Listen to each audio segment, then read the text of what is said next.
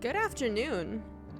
We are going to be starting a new game today called Wytchwood. I've never seen anyone play this before, I don't think.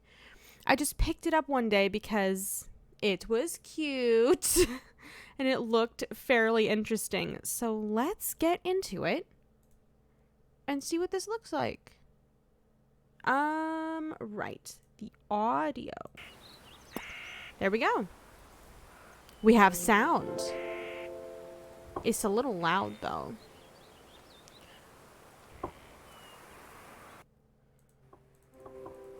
I'm going to do a nice 50. I think that's good. Maybe a little quiet. We'll do a solid 60. There we go. New game.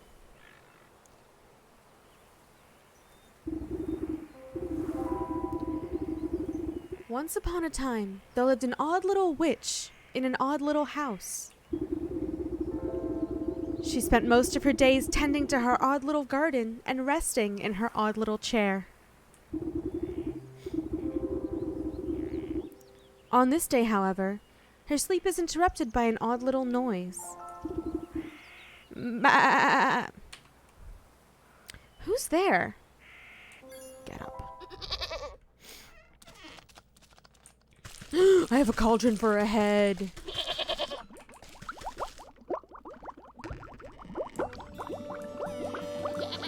I have a cauldron for a head. And I have little chicken legs. You devil! How dare you wake a young lady from her beauty sleep? Meh. Shoo shoo! Get out of my house, you mindless beast! You're making a mess! With a swift kick in the rump, you boot the goat through the front door. That'll teach him. When did this place get so cluttered? I could have sworn I swept the hearth just yesterday. First things first, my old grimoire must be around here somewhere. I saw it. Aha! There it is. It's lighter than I recall. Your grimoire contains all of your craftable recipes. You can open it at any time by pressing H. I learned a mending poultice. I don't have the shit I need for it, though. All my recipes are missing! That damnable creature has chewed up all the pages of my book. Where's my belt? I'll need it to carry my things if I'm to confront the beast. I also need it to kick his little ass. I must have left it in that trunk over there. Wait. Can I not pick up this herb? I need it for the health poultice. What trunk? Oh, there's the trunk. This game is very nice. I like it a lot. The art style is very cool. Is there no take all button? Okay. Oof, my poor back. How long was I napping for? A good dose of medicine ought to soothe these aching bones before I head outside. At least I still have the recipe for my mending poultice.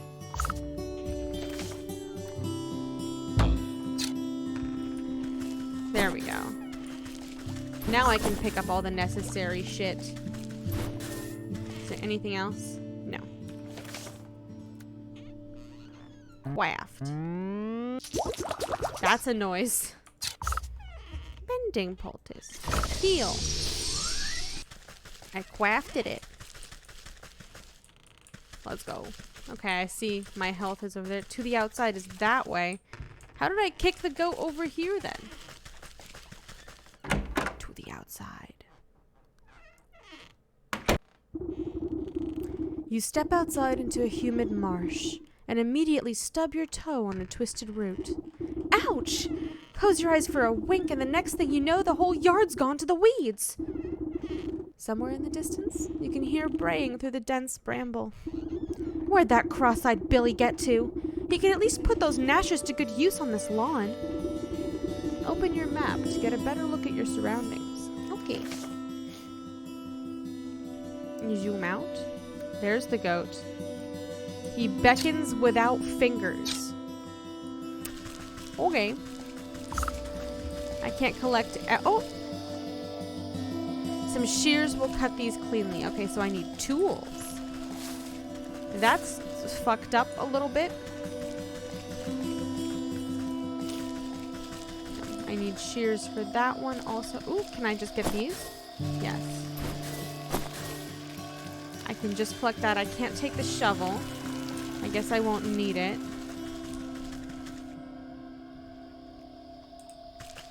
There's the hut. I like her design. I like that she has a cauldron for a head and chicken legs. It's very cute. There's the little goat.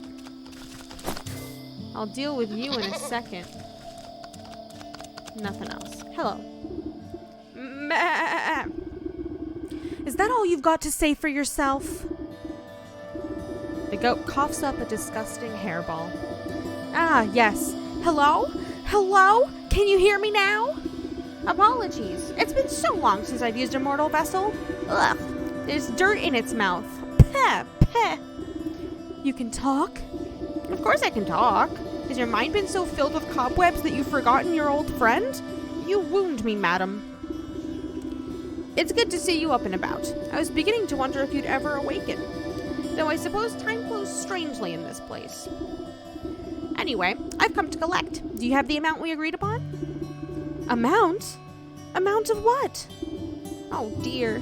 If you really don't remember, we should go over the contract details again. Down there. Goat? The goat nods its head towards the ancient stone gateway looming nearby. And just how am I supposed to get through that solid rock? You're the one who sealed it last. Take a closer look and I'm sure it will come back to you. Open your witch's eye to inspect objects and creatures and discover their weaknesses. I'll help you out, trust me. Stone pillar. Unveiling powder. Don't underestimate your senses, my dear. You may be old, but you can see things others cannot. Hidden weaknesses lying below the surface. Ah, I can see it now. There are shallow runes etched onto the surface of the stone, but they are too faint for me to read. A powder of unveiling ought to do the trick. If you hadn't made a snack of my book, I wouldn't have to retranscribe my recipes. I shall not be held liable for any losses or inconveniences incurred as the result of the abyssal possession. By inspecting objects and creatures, you can learn new recipes to craft in your grimoire. Okay. What about... Is there anything else? No. What about this one? Shears. For both of these things. Okay. I don't have any shears.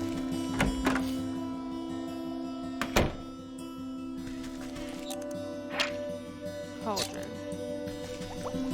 Can't do anything with it. There's nothing else for me to inspect here. Okay. I thought I would at least try.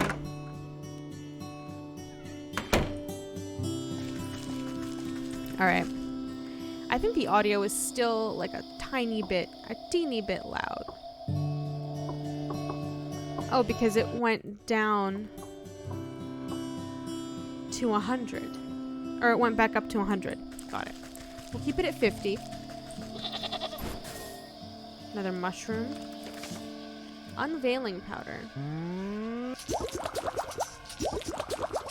Do that.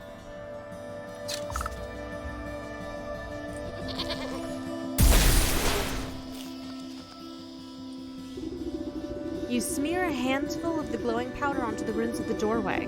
A cool blue light emanates from the glyphs and envelops the entrance in its aura. You squint, attempting to discern the meaning of the letters. They appear to be in some obscure runic alphabet. What gibberish is this? Looks like it was carved by a frightened hen. It must be written in the umbral tongue. Allow me to translate. The goat steps up to the doorway and pauses. Well, what does it say? The goat swings its shaggy head towards you. Dark, matted wool obscures the creature's beady eyes. I cannot see. Unbelievable. What help are you then? I didn't come here to help. I came to collect. Now do something about this mop of hair, would you? It's time to give him a haircut. Fine, fine. I think I have some rusty old shears down in the garden.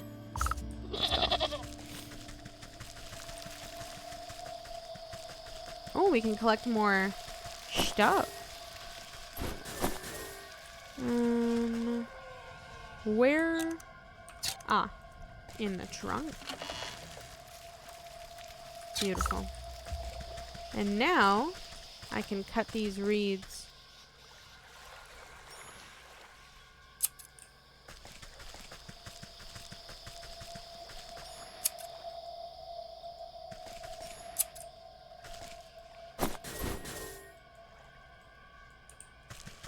I can't cut this. It won't let me.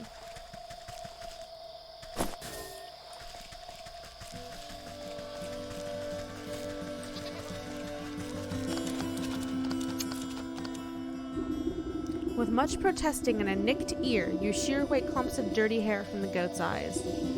Ah, much better. Oh my. Were you always this grotesque, or is my memory failing me as well? Watch your tongue, or I'll give it a good snip too. Now, can you read the runes or not? Yes.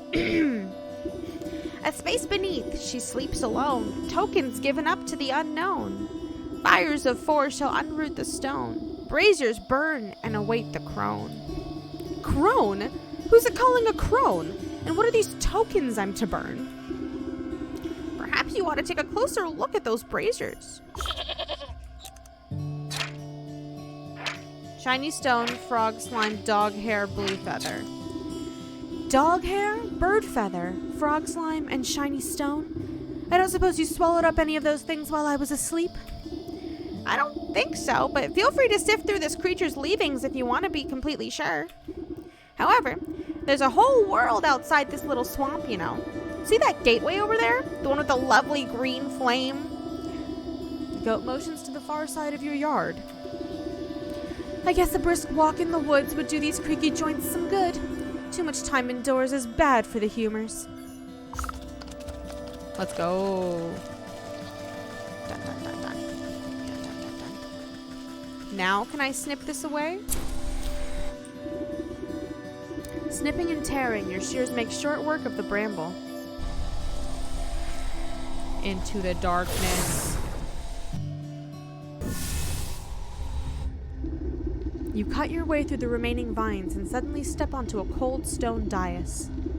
Time seems to flow backwards, or maybe it speeds forwards?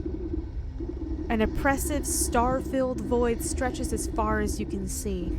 Though there is no wind or sound in this void, a warm fall breeze and the chirping of birds seizes your attention. A doorway. Oh! I'll collect that. I don't know what a heart seed does, but I'll take it. Okay. 1, 2, 3, 4, 5, 6, 7, 8 total doorways.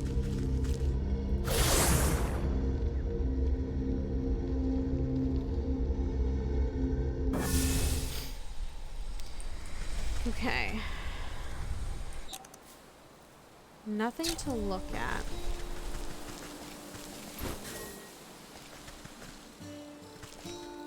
A simple trap. Okay. A hatchet might break this apart. Got it. I should make some healing salve. just to have it. What if I get fucked up or something? Need to trap that little squirrel. A snap trap. Bird watcher.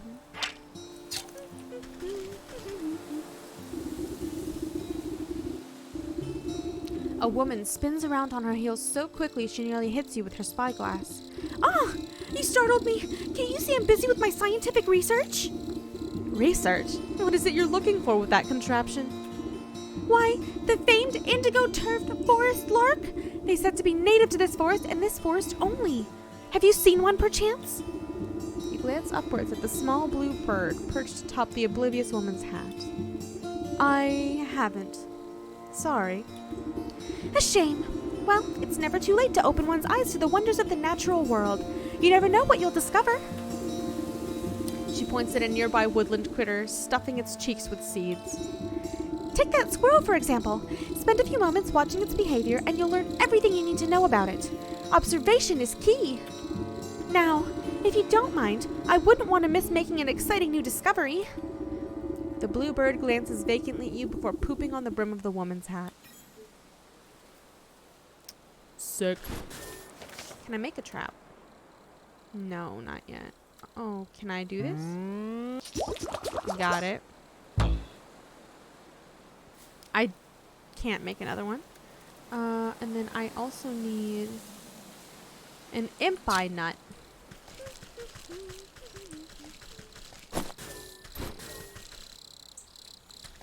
I need a hatchet for that wood.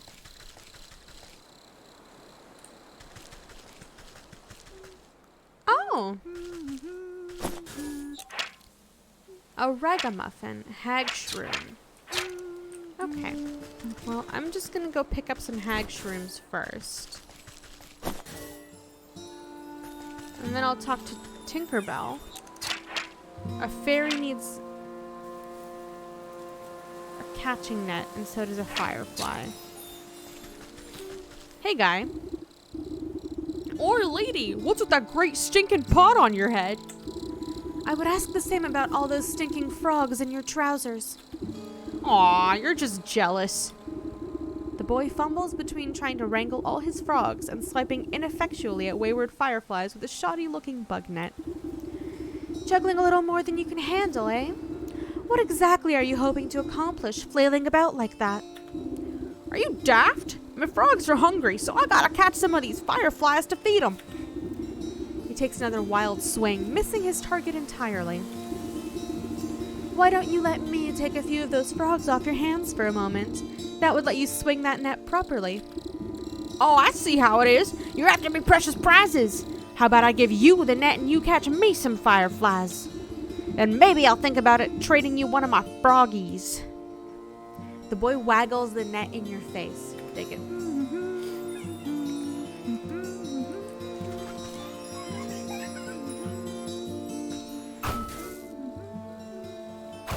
Got me a fairy dust.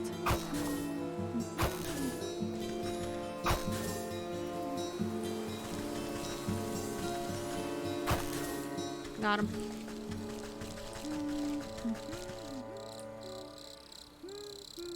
No more. Well, these hoppers aren't going to stick around with empty bellies. The faster you catch those fireflies, the faster we can eat. The frogs can eat. I have them. The boy shakes the jar, rattling the captured insects like pennies in a piggy bank. Oh, these are nice and juicy. The lads are going to feast tonight. Now, about our deal. You agreed to trade me one of your pets there. What deal? I don't remember making no deal. A frog squirms out of the boy's overalls and plops down by his feet with a wet slap. Dang it, there goes Slippery Pete. He takes a clumsy swipe at the amphibian, but the creature squeezes out of his grasp and bounces into the underbrush. Aw, shucks, I never liked him anyways. You can catch him, he's all yours.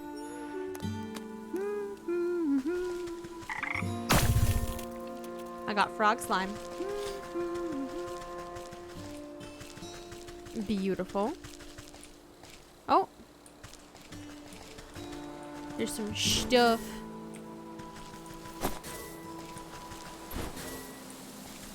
And another thing. Perfect. And now I can make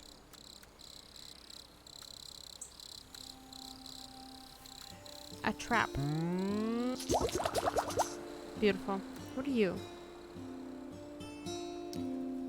Bring you back to cozy comforts. I don't know what that means. I have one now, but I don't know what that means. I have a sap trap. I need a hatchet. Ooh! Looks like you can give me a hatchet.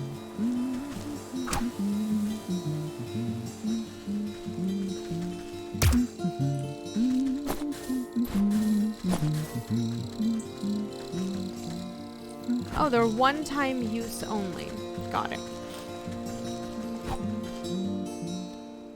holes with the right tool. Impi nut. A lot of impi nuts. I need a hatchet though. More meat. I'll talk to him in a second.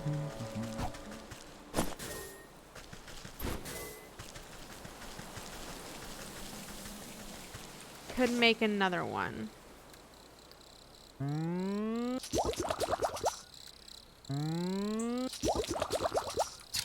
Perfect. Hey, guy. No weaknesses. I like that.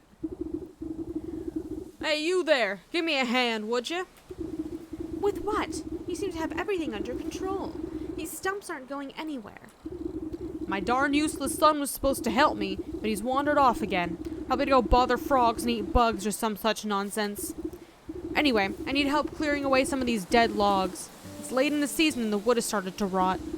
Just be careful of the purple mushrooms that sometimes grow inside. They'll make you powerful sleepy if you breathe in the spores. As much as I do love poisonous fungi, I'm not much of a lumberjack. Nonsense. Anyone can experience the joys of splitting a fine stump. Here, my boy won't be missing his hatchet. Thank you.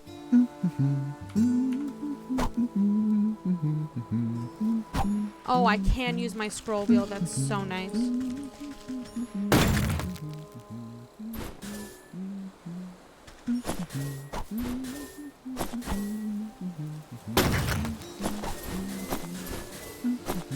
Perfect.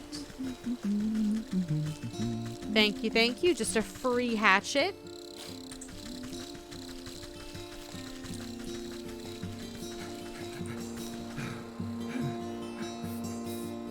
You okay?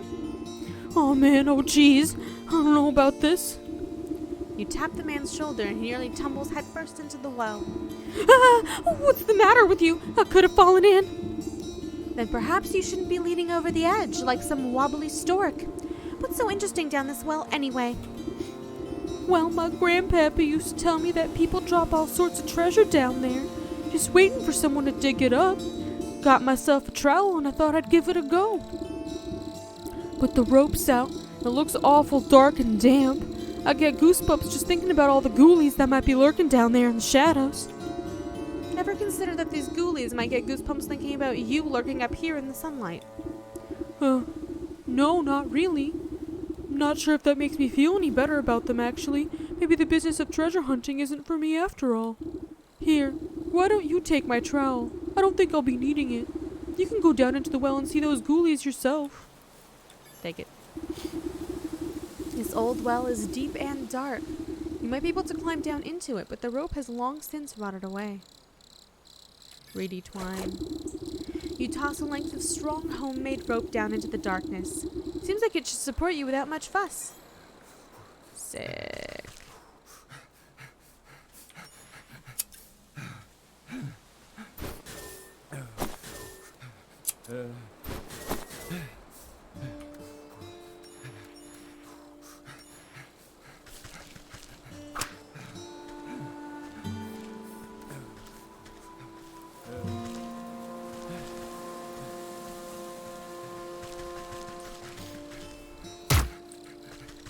Oh, beautiful. Meat. Meat chunk and lard.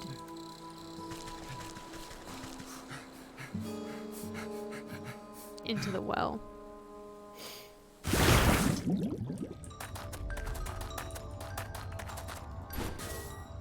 Money. A frog. More money. Ooh.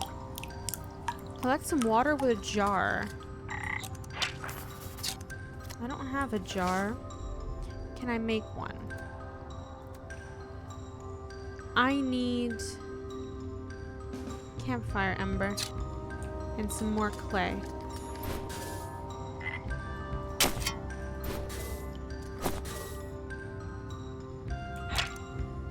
Catching that. Hey, guy.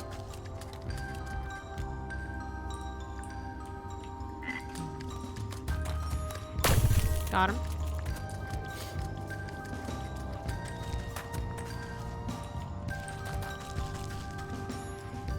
I like this game. It's very cute.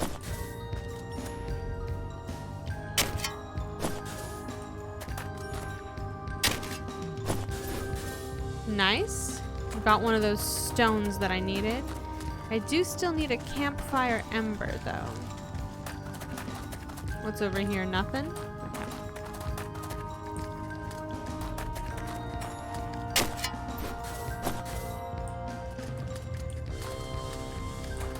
Oh! Locked. Weakness is unknown.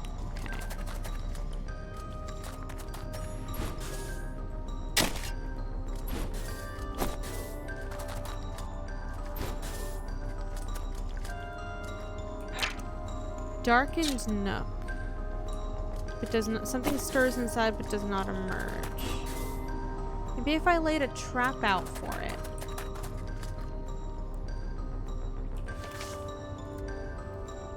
I don't have enough of these, but I can.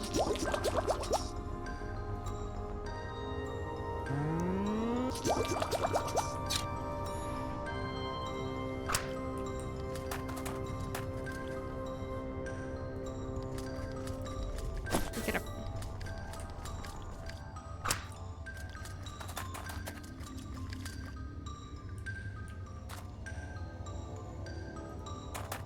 He doesn't care. Okay. Maybe if I left some food. Inventory ingredients. Okay, they're just ingredients. I can't actually leave them out for him to eat, which is sad. And I don't have any clay pots to get water. I can always come back down here when I have a clay pot.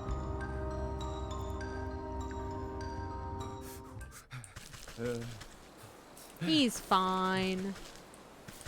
He'll be fine. Another one of these. Oh, hello.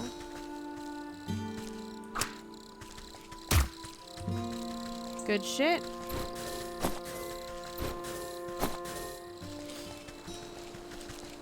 Another one over there.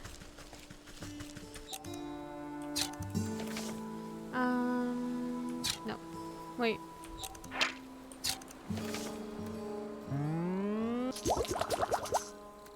Just make another one.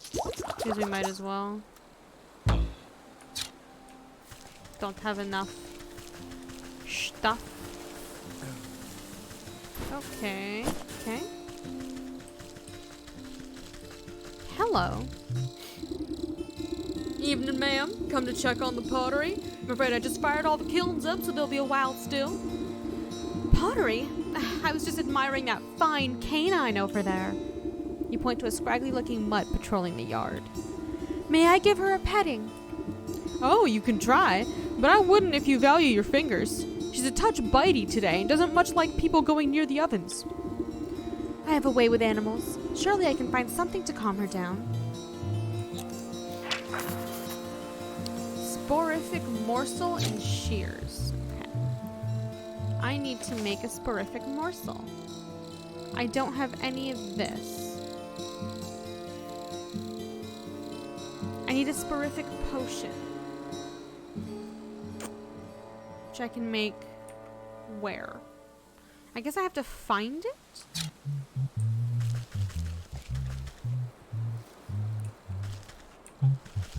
Oh.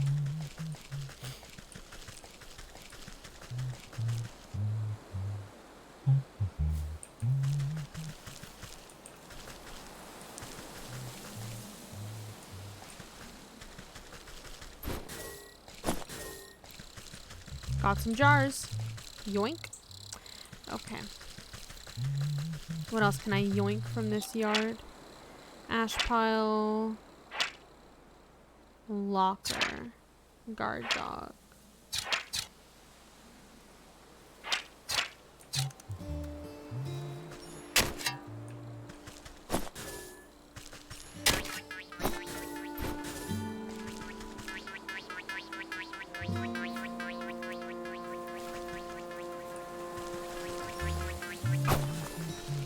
I got him. I don't know. It's a soot sprite. I got it though.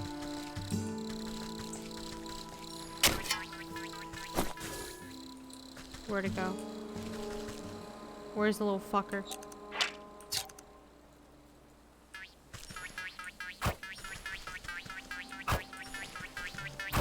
Get over here. Good shit. Okay. I don't need any more squirrel meat right now. There's the bird watcher. Oh, there's another log.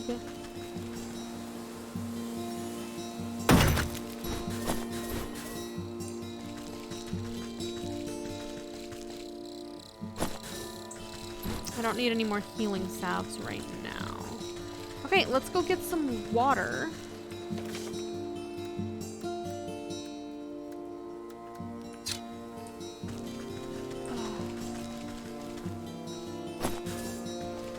Beautiful. Let's go back down the well. We'll get some water. What for? I don't know. And then we also need to find some of that shit. Some of, oh, a jar of water. I'm so stupid. It's just water. Let's go into the well.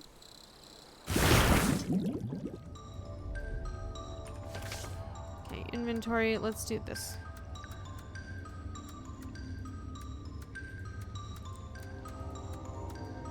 And then have our use items there. Empty jar. Wonderful. We have 2 jars of water now.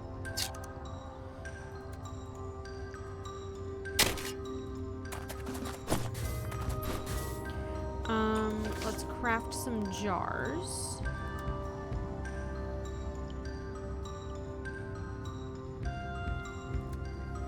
Let's just make 4 jars. Perfect. Okay. And then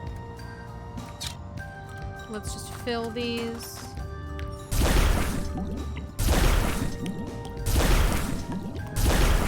Just because we'll probably need it. And then where's our...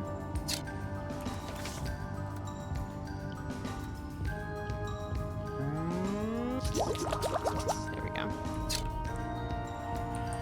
Let's equip this and go talk to the dog.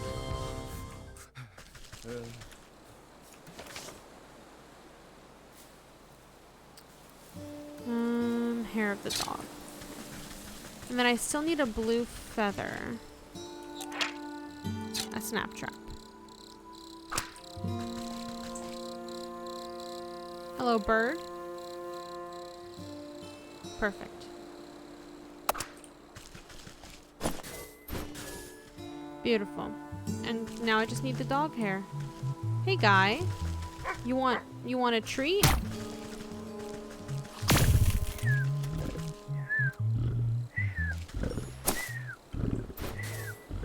Dog hair. Frog slime, blue feather, shiny stone, and dog hair. That's all I need for those braziers. I should head back home now. I still want to loot the place. What's in here? I'll take all of that. Is there anything else? There's more ash piles. The bird. Yeah. I've got enough ash piles for now. I'm just gonna take that. And make another one. Perfect. Now I have 3 mending poultices. Let's go home.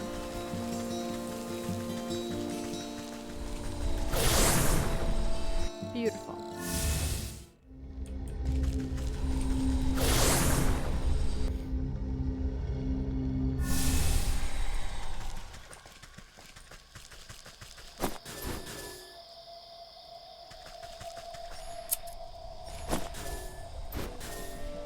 So many ingredients.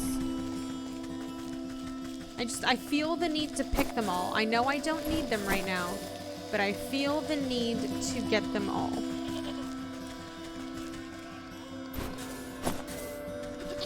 Probably make more poultices before we go in. No. Razor awaits an offering. You drop the stone into the basin with a resounding chiming sound. Fractures trace across the pebble before it cracks open and a cold green light swallows it within its flames. Razor awaits an offering. You gently squeeze the globs of wet slime from your satchel into the basin. The mucus bubbles and pops before cold flames reduce it to a fine, odorless ash.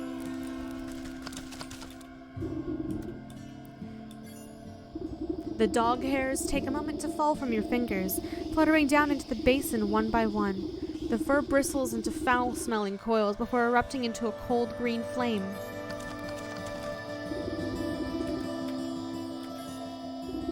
A strong force pulls the feather down into the large basin like a magnet.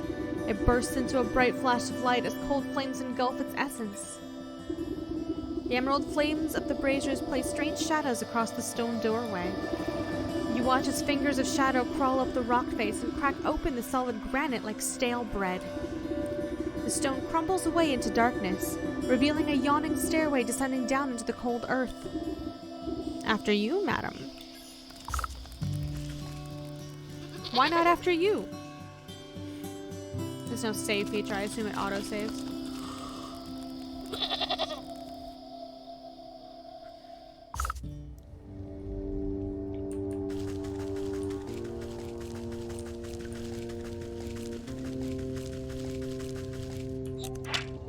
Sleeping Maiden.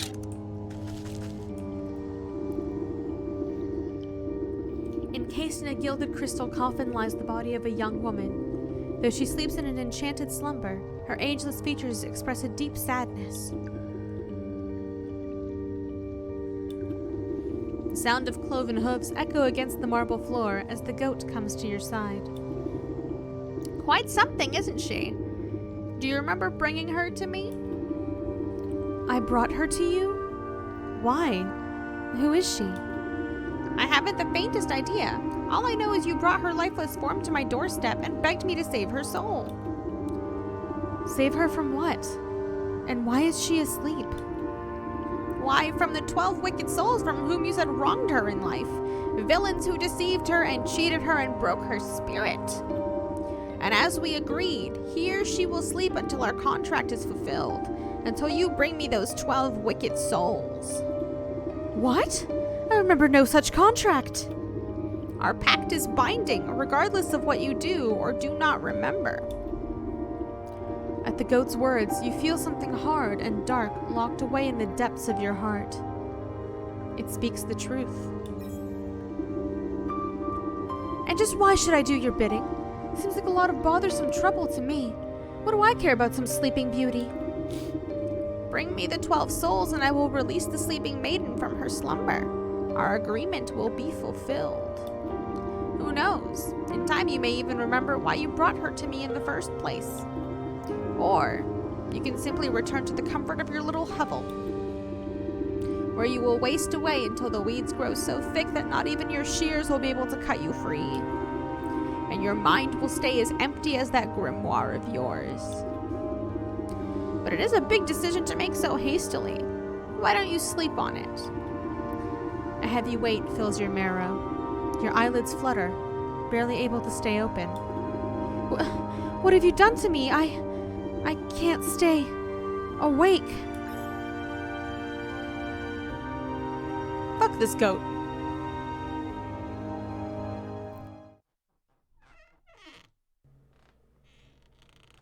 At least I still have all my stuff.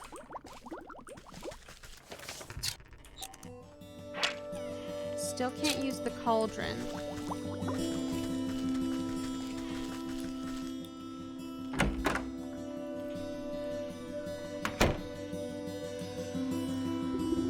Good morning. I trust you've made up your mind. Will you collect the souls I've asked for, or would you prefer to stay stuck in this festering swamp? All right. No need to get your horns in a twist. I'll do as you ask. You haven't given me much choice. Splendid! As it happens, I can already see the first 4 souls we seek. 2 are in the forest, another in the swamp to the north, and the last in the fields to the south. Could you be more specific? Near a shapely stump, perhaps inside a tree with a face, by an overgrown mushroom grove? What do I look like? A compass? Go out there and look for yourself. The Sleeping Maiden. Ooh, I like this. I like this a lot. Journal. First things first. So we've done this.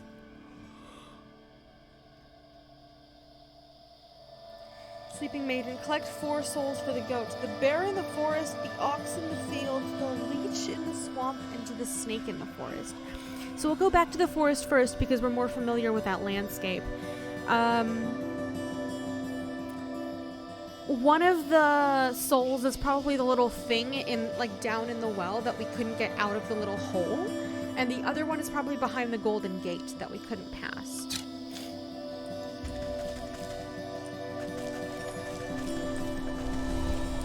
I think we're prepared. We don't have another homeward bone. Just that one.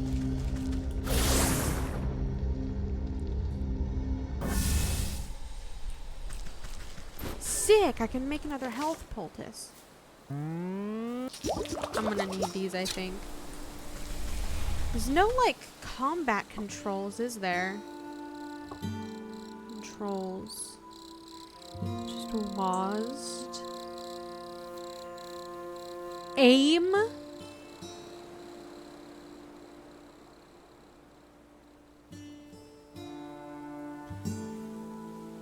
Well, it's just aiming. There's no, like, swinging. There's no combat, I think.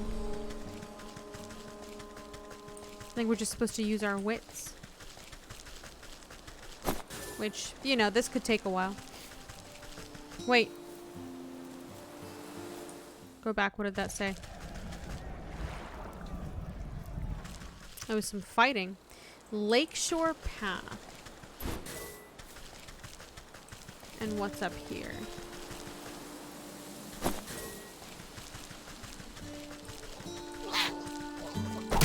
Ah!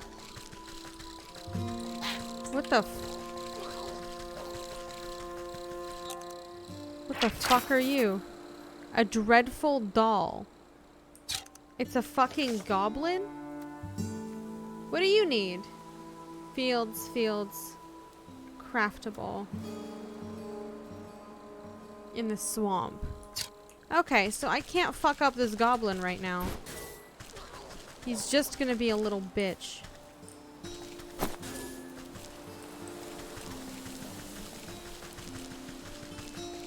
That's the swamp.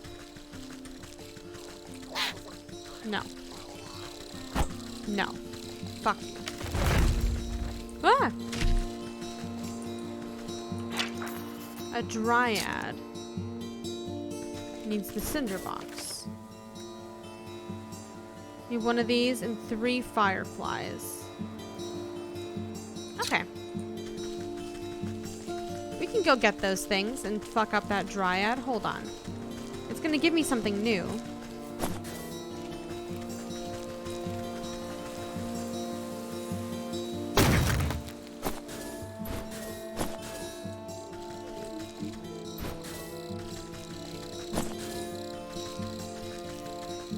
Go back to Pottery Man. Is the dog still asleep? No, the dog's no longer asleep.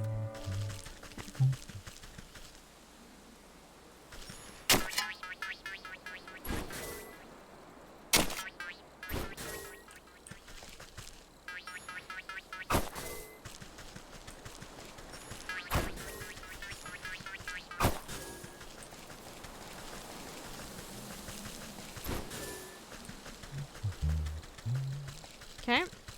This is a dangerous game. There we go.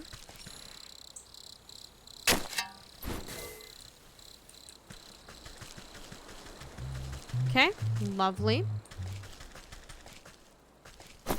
I'm gonna use one of these. What else did I need? Fireflies. So we'll go back and catch some. And we can fuck up that dryad. Why do I want to fuck up that dryad? I could not tell you.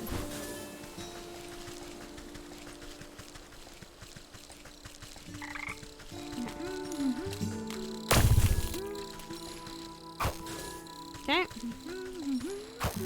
All of them. Including the fairy.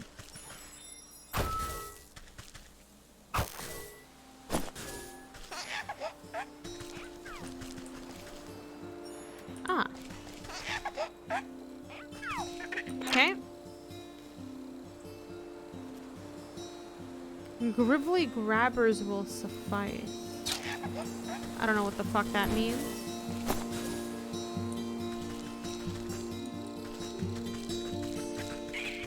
Come here.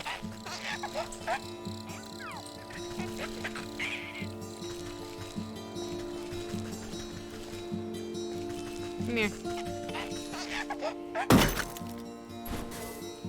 I got a changeling root.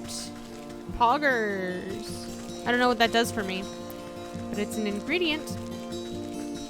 Sorry, I left a firefly over here. Got him. Got him. Okay. Now, we can make a cinder box. Let's go fuck up that dryad. Let's go.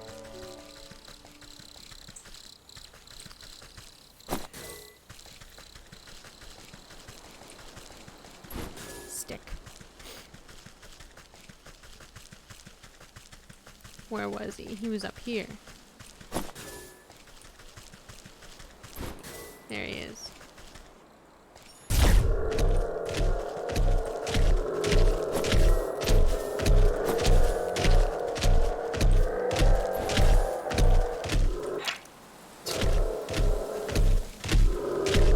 He'll cool off eventually, so I don't kill him. I just fuck him up for his juicy apples. I see. What is this? A dryad fruit. Cool.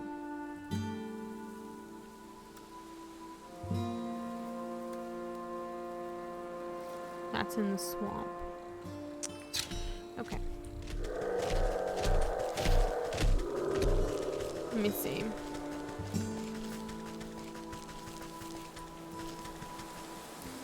Lakeshore Path. The bear is in the forest, so it has to be on this screen. It's not going to be off screen like the other place went to a Lakeshore Path, which I think is different. But I could be mistaken. Need a trowel.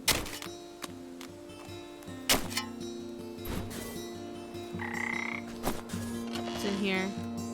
I'll take it. Sporific morsel.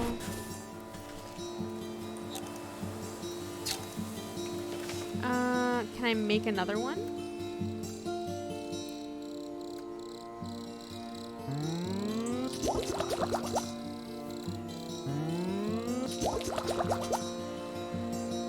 What is this?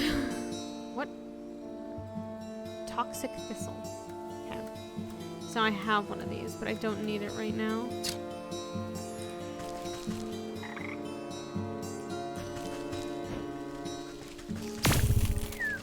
Perfect. Take everything here.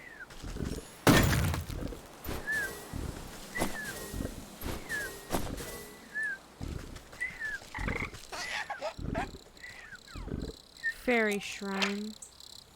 Weaknesses unknown.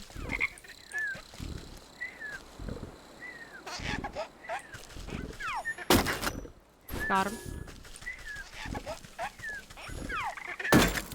Got him. Unknown what the weakness is for this.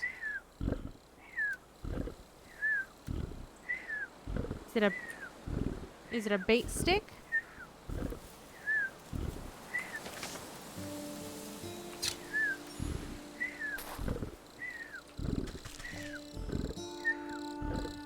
They don't care about the bait stick.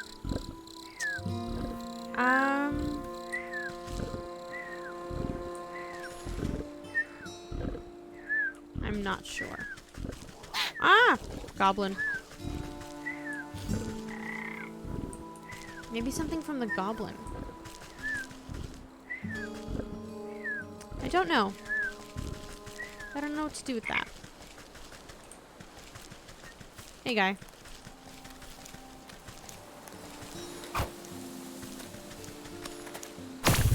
Got him. Oh, there's someone over there. Someone new.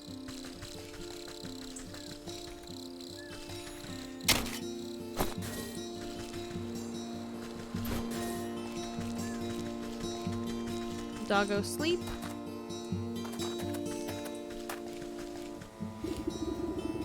You approach a young woman weeping sorrowfully into her palms. She catches her breath for a moment and looks out longingly over the placid lake. Oh, my sweet songbird, why have you forsaken me to a life devoid of your love? Tears well up in her eyes as she buries her face once again. You consider leaving this melodrama well enough alone, but something about the poor girl reminds you of the maiden slumbering under your house. You draw out a tattered handkerchief and offer it to the maiden. There, there. Dry your eyes, my child, and tell old Granny what the matter is. Oh, thank you. You're very kind. She takes the cloth and daintily dabs the corners of her eyes. Swallowing the last of her sobs, she composes herself before sighing wistfully. It's my beloved, such a sweet and romantic man with the voice of a meadowlark. Ah, I get it. He dumped you. Well, don't worry, there's plenty of other frogs in the swamp. What? No, he loves me and I him. Though our families would never allow us to be together, he'd come and sing outside my balcony every night. One night we both vowed to escape and meet by this lake. I waited and waited under the waning moon, even past the morning sun, but he still didn't reveal himself. Tough break. Maybe he just wasn't that into you. The woman snaps at you with sudden vitriol. He would never abandon me. We're destined to be together. She slips back into a melancholic gaze out over the lake. Even now, I can still hear the beautiful melody of his lute coming from across the water. Over the dull sounds of lapping waves and quick waterfowl, faint notes of some faraway stringed instrument whisper through the reeds. Oh, I hear it too. Maybe you aren't just mad in love. It's coming from somewhere in the middle of the lake. He's out there somewhere, I just know it. She crumples into another dramatic bout of inconsolable tears. Now, I'm sure it's just some echo bouncing off the shore. I'll go find where his tardy bard of yours has run off to. I have a new quest objective. The snake.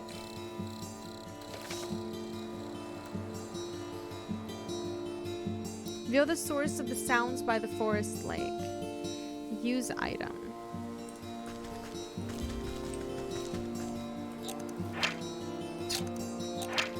Humble basin. I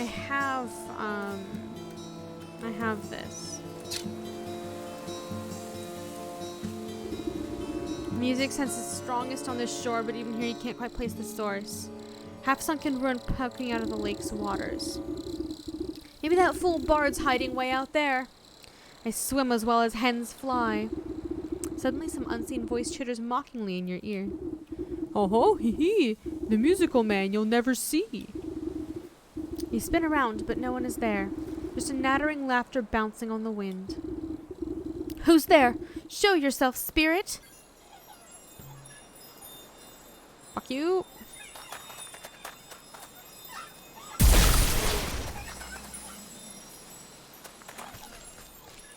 Okay.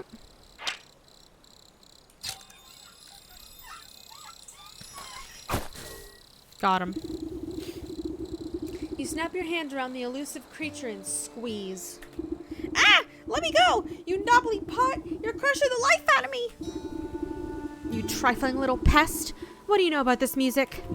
Music? What music? All I hear is the slapping waves and the peeping birdies. Your wrinkly old ears must be full of bugs. Don't you play smart with me. I'll pop off your head like a daisy. Ooh, you mean that music? It's the sound of the snakes traveling circus. I thought everyone knew that. Circus stays still, but the door's the thing that travels, you see? And right now the door's out on the lake, but you'll never get in. Nya, nya, nya. You give the wretched sprite a good shake, and a shower of glittering dust sheds off its wings. Tell me how to cross the lake, or I'll make a necklace from your teeth. Ah! Only Fae folk can show the way. Dirty fairies built a bridge. Keep all you big folk out, unless the snake invites them in. You're a fairy, aren't you? Where's this bridge? Ah ha ha! We're a pixie, not one of those flamby-pamby mushroom herders. Besides, the bridge is invisible to big stompers like you. Waves its tiny arms. Oh look, there's a fairy now. Why don't you ask her? You turn to look, but in your moment of distraction, the pixie sinks its sharp teeth into your finger. Ow! You sneaky little fuck. Springing free from your grasp, the slippery monster chitters a laugh and vanishes in a cloud of smoke. You look down at your dust-covered hand. Fairy or not, this bridge must be around here somewhere. Hello, bitch. Okay. So I need some more revealing powder is what you're telling me.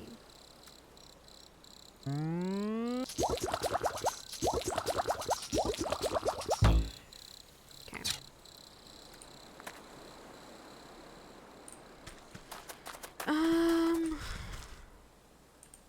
Where was this fairy that he was alluding to?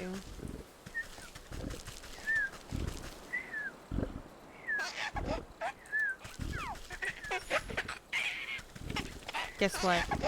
Your days are numbered. There we go.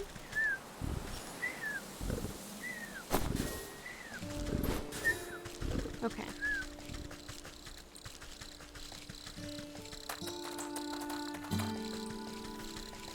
You said there was a fairy nearby. Ah. There's some goblins. I have to go to the swamp and get some reeds to make traps for those little fucks. Alright, we're going to the swamp. But how do I... Destruction of the Fae folk. Can't reveal anything.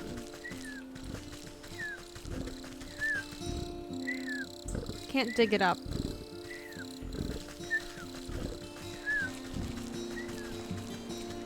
I can catch fairies with my net. But that's about it. There be goblins up there. Ah.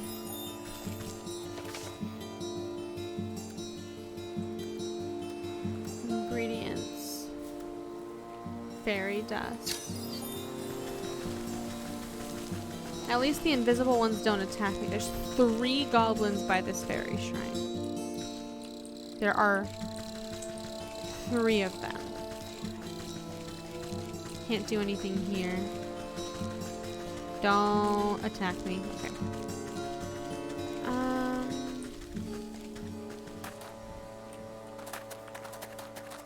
Maybe if I put some... You find a strangely carved pedestal. Might be mistaken for a bird bath if you didn't know any better. So you run your finger around the edge of the bowl. The remaining pixie dust on your hand flakes off as if drawn in by an invisible force. Crude pictographs appear on the surface of the basin. They depict a snake, coiled snake presiding at the center of some kind of festival.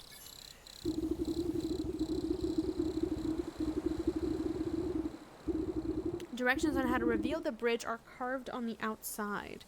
You see symbols resembling fey dust, dancing fireflies, and bird feathers. Okay. I need 3 more feathers. Okay. That's fine. Let's see if we can make any more traps. Bundle?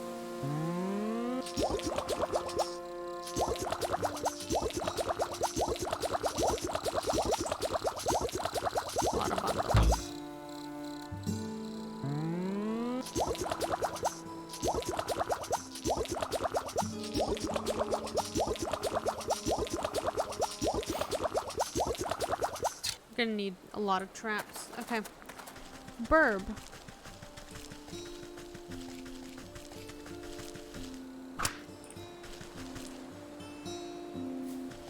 Just getting too close.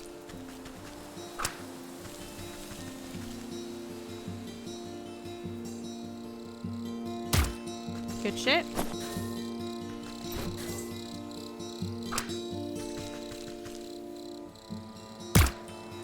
Good shit. And he's still gonna step in it, watch. Nope. Oh. Yep. There it is. It's simply that easy.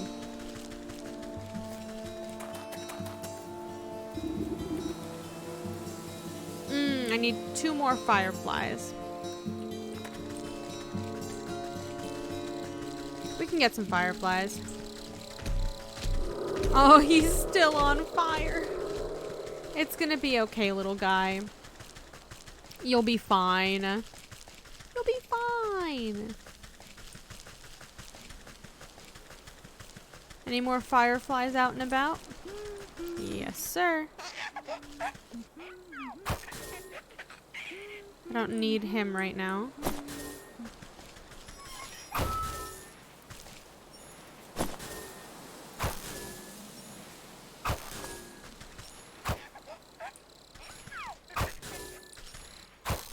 Got him. You know what? You know what? Fuck you. I hate your little laugh. Alright. And back up we go.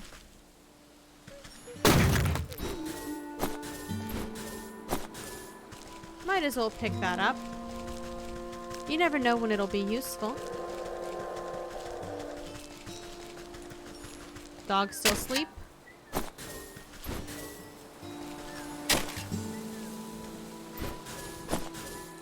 Got another shiny stone.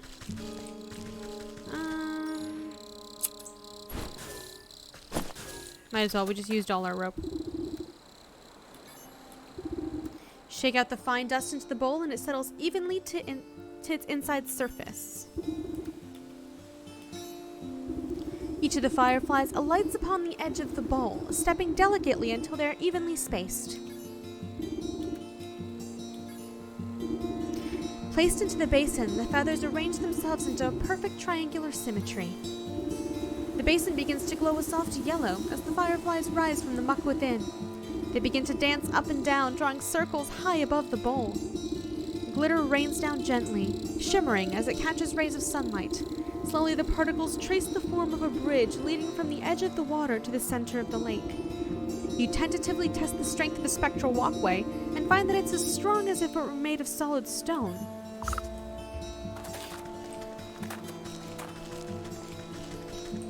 Excuse me, pardon me. I have a very important date with a snake.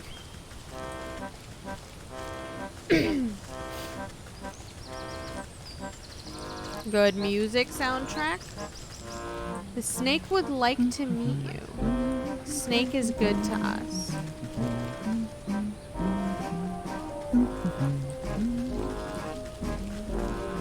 He's having a good time over there.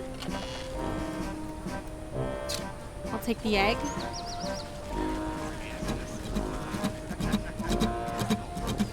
Seems to be in a trance.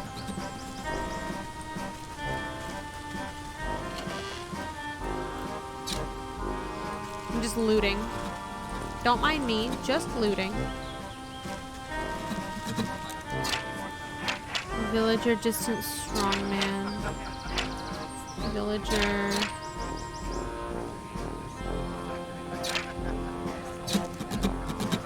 So everyone's kind of fucked up here, huh? Hello?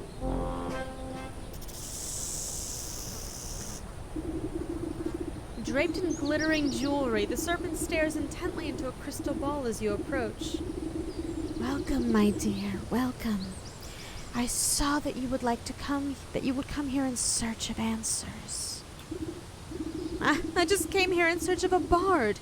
That's him outside, right? With the lute? The minstrel, yes. He's working off a debt to me. All those folk out there seem a touch addled. What did you do to them? They're all humble folk looking for something, just as you are. I am here to provide them with my services in exchange for a bit of work. So what are you, some sort of carnival wizard? You're making quite the racket in my forest. A wizard? No, no, no. I am a seer, a scryer of the hidden mists, a foreteller of fortunes and keeper of secrets. Fancy titles you've given yourself. Sounds like you're nothing but a used cart salesman peddling your wares to the gullible. Ah, a skeptic. Step closer and let the crystal ball reveal its mysteries. The snake's voice drops low and seems to fill the tent with a heavy weight. I am a helper of sorts, an unraveler of knots. I make the forgotten remembered. You feel the scaly touch of slithering coils wind around you, but you are powerless to move. And you have forgotten much. The snake's eyes swirl in a pattern you've never seen. Imperceptible colors collapse into themselves and fracture into kaleidoscopic mosaics against the canvas walls. A voice speaks from far away. It takes you a moment to realize that it's your own. I have forgotten so much. Let me help you find your answers. The serpent's coils slowly squeeze the consciousness out of you. With a desperate push of willpower, you blink away from the snake's hypnotic gaze. Wait! Get off me, you worm! You wiggle your body like a sack of loose twigs. Despite your protesting bones, you manage to squirm free and tumble backwards out of the tent. When your eyes open, you find yourself back outside the snake's tent. You pick yourself up from the ground and dust off your shoulders. Huh. I guess that sly serpent has some tricks up his sleeve. I'd better come up with a plan for the next time I go in there. The festival patrons seem confused after your tussle with the snake, as if the spell over them was momentarily shaken. The crowds disperse as they fumble about in a haze. Now's my chance to get a word in with that bard. Maybe I can get him out of this mess. Strumming his lute, this strapping young man has a faraway look in his eyes. Is it wistfulness, nostalgia, or even hypnosis? Wander I may, but narrow away from she I call my lover. To my chagrin, I stumbled in and met the gaze of another. Curious, I stared. I was not prepared, and this was my mistake. A binding gaze, now I live my days in the service of the snake. Cry not for me, for there is she that might still see me saved. My spirits they lift as she holds a gift from before I was enslaved. A mirror, but shattered, its pieces have scattered. If I meant it, we may be set free. Down the wishing wellspring to the swamp's moonlit ring, and hiding within the pixie's tree. What's all this about a broken mirror? You gave it to that weeping maiden? Speak plainly, you warbling fool. No matter what you do, the poor musician barely seems to realize you're there. He just keeps strumming his lute and humming his mournful tune. Maybe that lovesick miss will know what he's on about.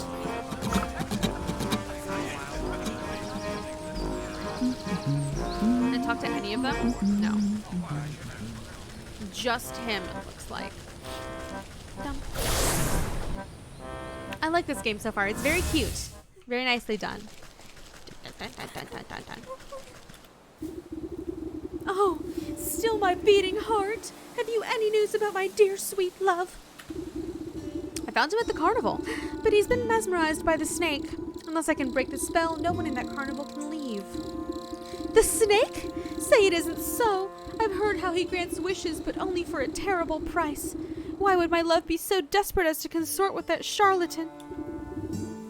I haven't a clue, but he's stuck deep. The only thing I managed to get out of him was something about a mirror. Do you know anything about that? A mirror? Oh, yes. It was the first gift he ever gave me.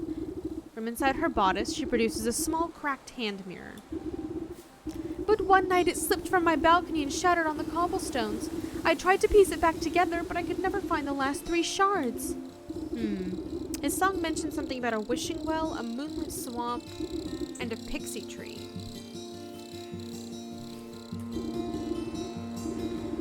You love this game? I just started it today. I really like it so far. How are you doing, Huggy?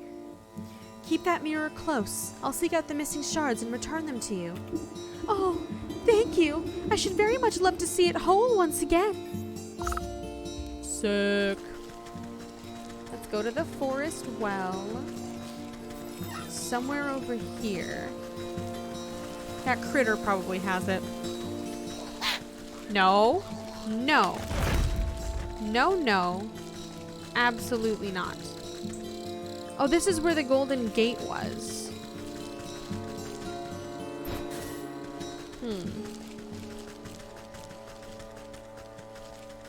Where was the well? There we go. Favorite part about the game so far? I really like the witch's design. I think it's very cute. The art style in general is lovely. That's my favorite part about the game. It's very cute. I do like it. I wish there was combat, but not every game has to have combat. I get it. I get it. Okay. We don't need any more clay right now, or water. Let's go try and coax that beastie out of his little hidey hole. Locked. I'll take the shiny stone now. Hey, guy. You hike up the hem of your skirt from the ankle-deep well water and duck down to inspect the small damp cave. A pale shape quickly retreats farther into the dark space. You hear the labored breath of some pathetic thing, frightened and alone. Why does it cry, Smeagol? Hello there. Don't worry, I won't hurt you. Bloodshot eyes blink nervously up at you. The creature gazes longingly out at the light of the world above while simultaneously cowering from it. Poor dear. What are you doing down in this hole? I bet you're hungry, aren't you? 2 thin, malnourished arms twist out from the crevice. One hand tightly clutches a shard of glass, while the other hand reaches out to you begging for food. I will make some roast beast for you.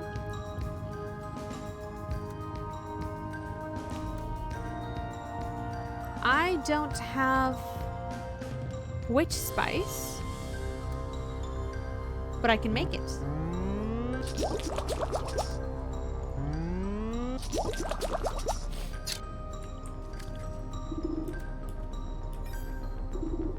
The creature snatches up the meat so quickly that you'd nearly lose a finger. It scurries back into its little crevice and you hear satisfied munching from within. I'll take the mirror shard. Thank you. Thank you, little goblin. You could follow me back out. You know, you don't have to, like, camp out in here. Can I talk to it some more?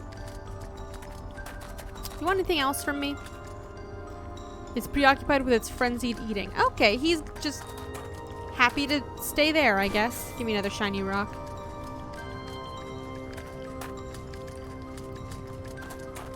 Wonderful. So we do have to go to the forest pixie's tree. I don't know where that is.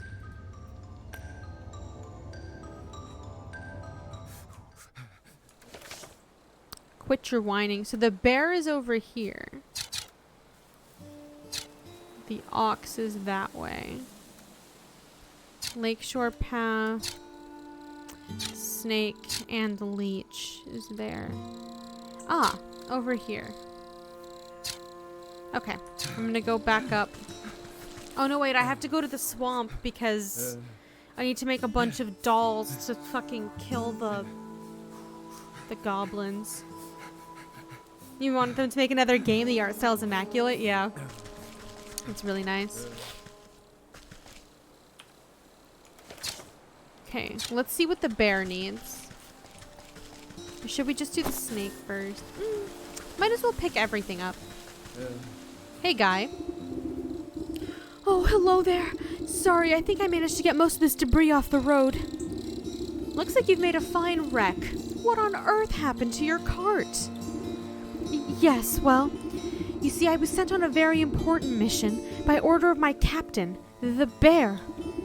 The bear, you say? What sort of mission? It's my job to make sure the lakeshore camp is well stocked with provisions, but most importantly, a steady supply of honey and the bear's favorite mead. You always miss them. They appear out of nowhere and give you a heart attack. Yep. That's what happened the first time because he was behind a tree and I didn't see his ass. I was just on my way back from the apiary with a cart full when a deer or something darted out of nowhere. Jostled my poor mule so bad that she broke her bridle and ran off. My own heart nearly left out of my rib cage. Piled the darn cart right into the ditch, she did. Now every barrel is smashed and I can't bring myself to report back empty-handed. The bear will have my guts for garters, I'm sure of it. This bear sounds like quite a brute. Oh, you don't know the half of it. If he doesn't get his honey mead, heads will roll. Maybe you could lend me a hand.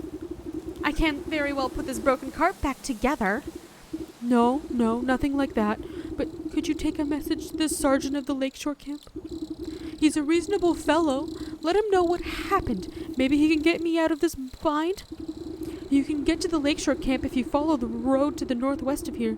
I need to stay with the cart and assess the damages. Oh, dear. The bear.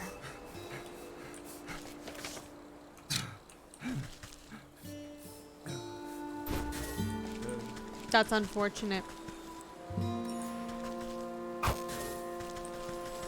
Come here. Come here.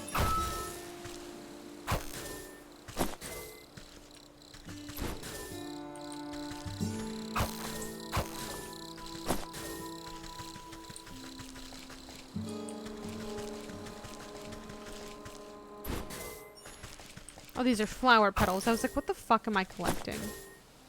Flower petals. The stag. How many locations have I been to so far? Just the forest.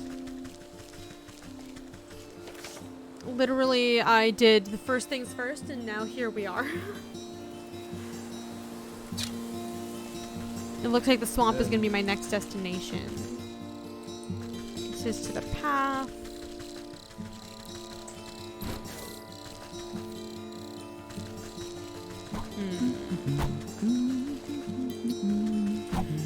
Oh.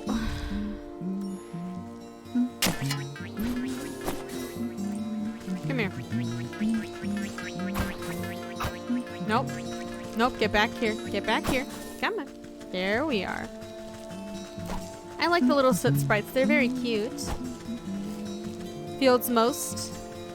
Yeah, the fields sound promising. Let's, we're not going to do the bear immediately. Let's track the snake. So we need to go to the swamp to find the shard that's in there and then also make a whole bunch of traps for the goblins. But I'm not even sure how to get the pixie's attention. Like, I don't know what to do with the shrine, the, like, pixie little homes. So, I don't know.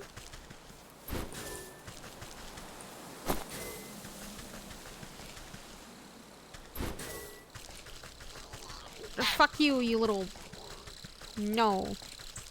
I love the little noises they make, though. It's so cute. Little gremlins. Forest path. Logger's hatchet and a smoke pellet. Okay, I'm just gonna stay away from them right now. I need spirit salts. Can I make spirit salts? Or these? I can do this. Make one of those. No, I need fucking embalming salts. Okay. Docks. There's a docks. Okay.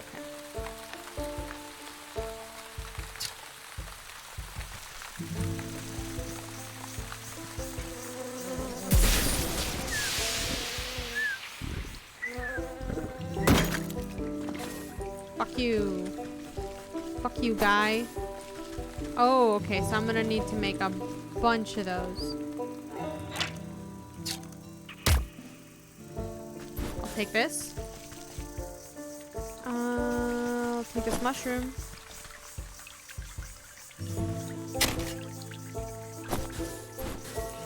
Nope. Absolutely not. Logger's hatchet. I need more smoke pellets. Blood. Excuse me. I missed some blood on the floor. Okay.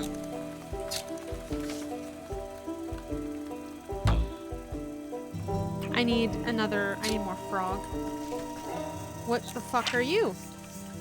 A dragonfly. I have a bait stick. Wait, hold on. I have a bait stick.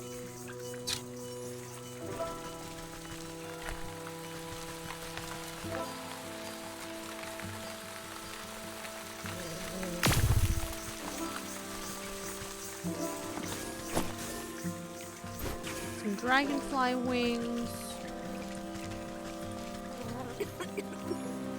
Hope you don't mind if I just take this from you. You weren't using that anyway. Who's there? My eyes have gone milky. Please come a little closer, sister.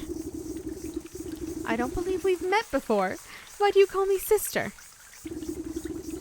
I don't need sight to see someone who's also signed a dark contract. Woman looks blindly through you, but you can sense her focus. Contract? So you've had dealings with that damnable goat too? What sort of pact did he rope you into? Oh, you know how it is. I was young, and he weren't no goat when I knew him. We used to dance naked under the blood moon and raise the dead to frighten dull country folk. But it's ancient history now. You say that like it's normal. Like that's just like a Saturday night for you. What? Old age come for us all, and eventually you've got to hang up the sacrificial dagger and settle down into the comforts of retirement. I know the feeling. I miss my cozy chair and little fireplace. Seems like a fine spot you've got here. Well, it's not all posies and pumpernickel. She clutches worriedly at the moth-eaten blanket in her lap. What's rattled your bones? Maybe I can help. It's my dear old husband, handsome chap, although a bit clumsy. He had a tumble trying to weed out some swamp traps from the yard. Awful things like to snap at your toes when you're not looking. Anyways, he twisted his ankle pretty bad and went off to the sick house to have it looked at. But that was a few days ago. He should have been back by now. And these legs haven't worked right in decades, so I can't even go to check up on him. I've been so worried. The bed sores are awful. I've even thought about making another contract. Don't you dare. You just wait here. I'll go find him and see what the bother is. Thank you, sister. The sick house is down the road to the west. Be careful of the critters along the way. They've a taste for blood. I will do that. Excuse me. Thank you. I'll take it. Could collect some water with a jar.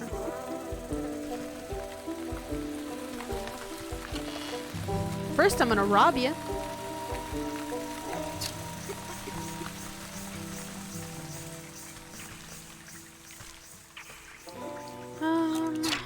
Fish rack.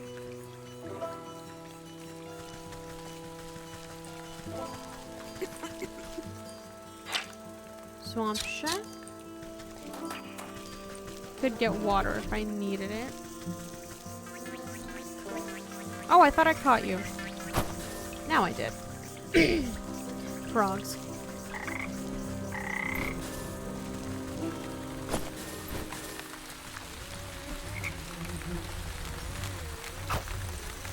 Come here.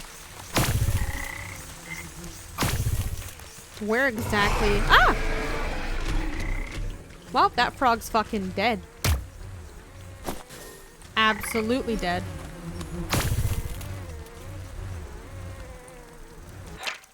Propped up body. Okay.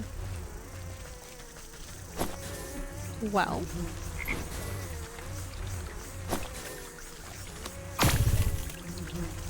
Frog slime. Too tough to break. Shears.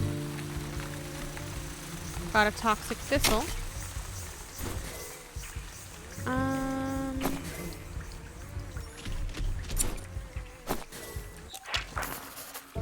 A sacrifice and some shears.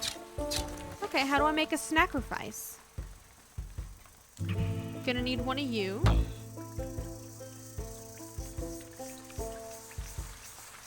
Jar of milk from the fields. Okay.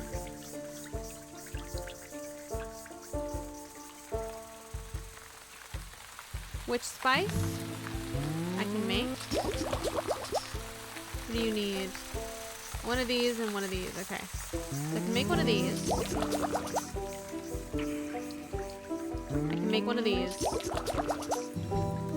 I do need milk for this, though. Got it. So I'll need to harvest him in a little bit. But not, like, immediately. I should make... like a couple of these. As many of them as I can. It's for the leech. I need to find the shard of glass.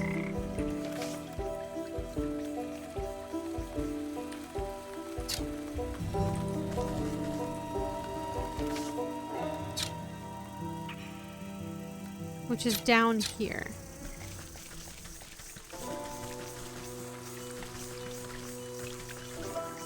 What do you need again? Spirit salts. Can I make spirit salts right now?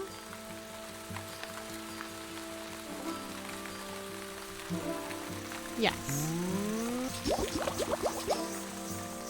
Okay, so now I have one spirit salt. I'm just gonna put it over here.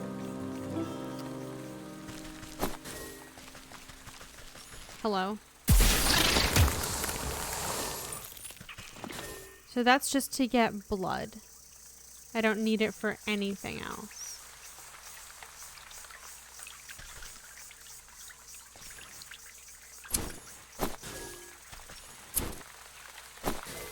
No. Absolutely not. What are you? A stick totem. So I need a snag vine for it. I need 3 seeker vines. Where the hell do I get a seeker vine? Fuck you, you little mosquito. Piece of shit. Ah.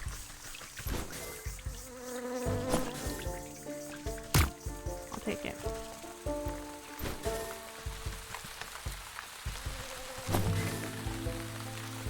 Okay. Now I can make a seeker vine. Or a snag vine, sorry. And now we just...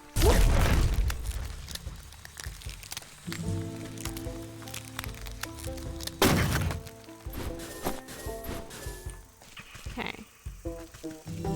Totem Moondrop.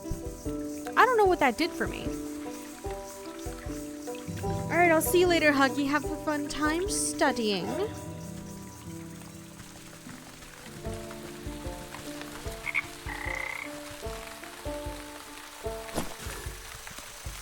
Come here. Come here. Come here.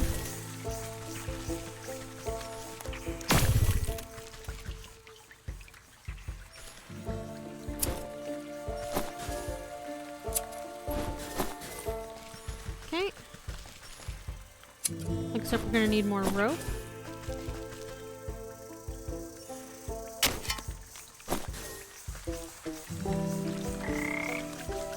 Hey, bud. Come back. Come on back. Okay. So it looks like the leeches are fine. They're not like... Oh! I need a bait stick.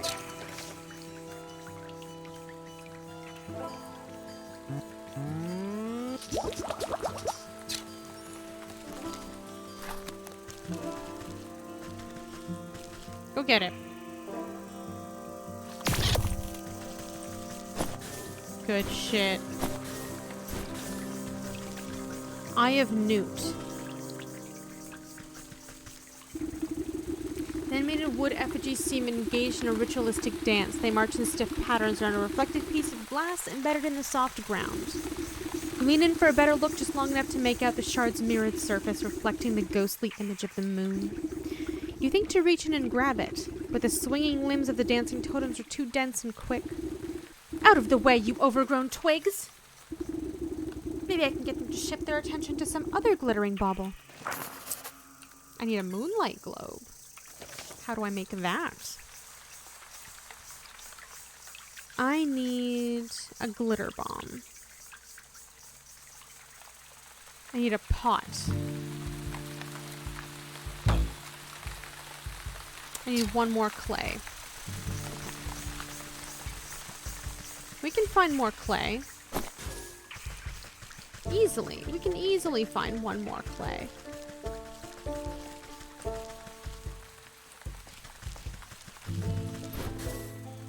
That's a mosquito.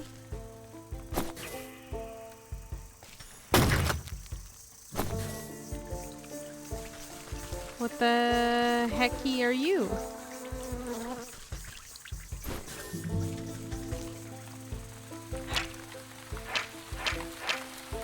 Okay, well these are probably for the leech. No. I need some clay.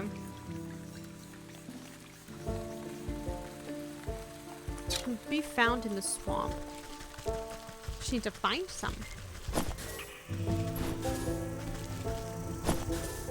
Is there any over here? These are salts, which are nice, but not exactly what I need. Come here.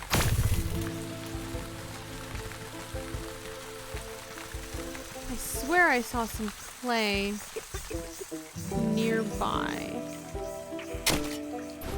These are just coals, which are great, but not exactly what I need.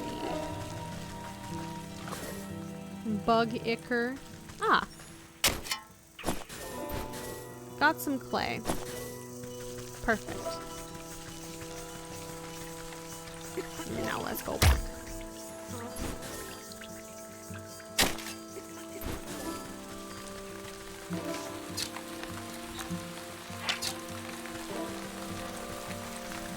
Perfect.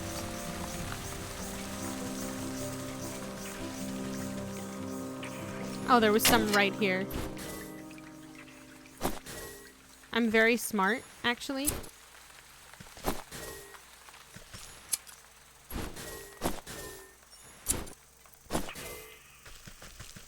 Perfect. Alright. Let's go. He's fine. He's fine.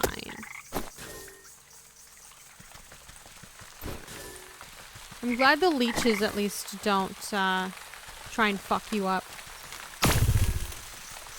Or maybe I just haven't gotten close enough for them to try.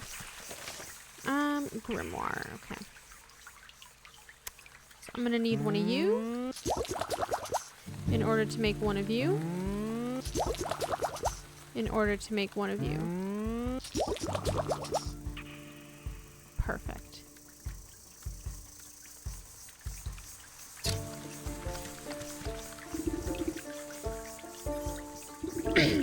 You cast the glowing globe into the ritual circle and watch the wooden effigies suddenly lose coordination and knock their wooden limbs into each other. You take the opportunity to slip between their tall frames and snatch the mirror shard before their frenzied dance begins anew. I'll take it. Perfect. Now we need to get a bunch of mosquitoes. For their little stingers. Gonna need some more clay to make some more traps.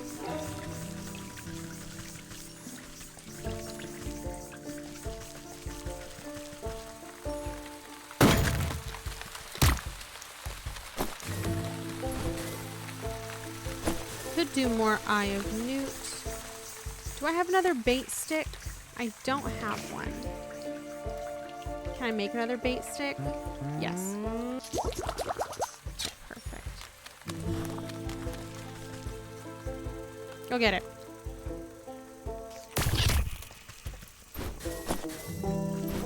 Perfect.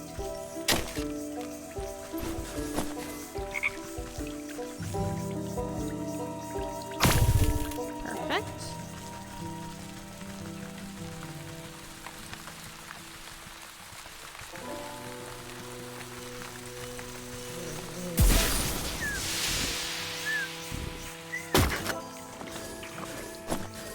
Perfect.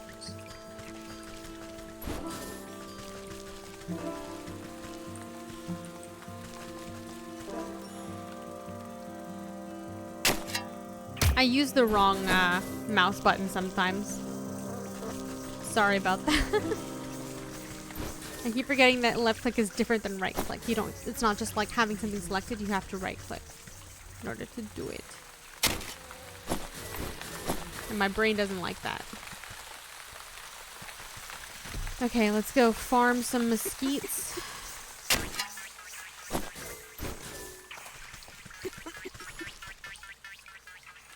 Oh my god, I went the wrong way. Come here. I swear to God, you're actually making me chase you. Okay. Let's go farm some mosquitoes. Okay.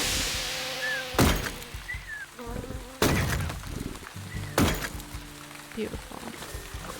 No.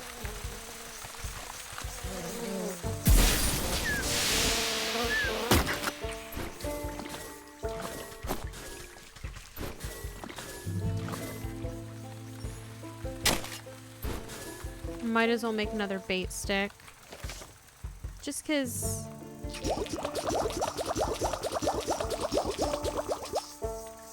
Perfect.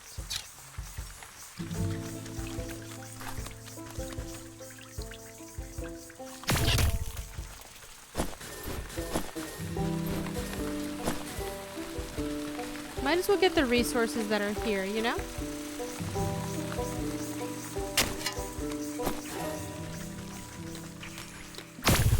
Got him.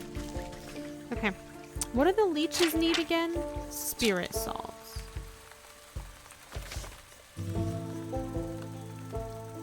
It's just for blood, though. I already have plenty of blood. I don't need any more right now. Let's see. Let's make these.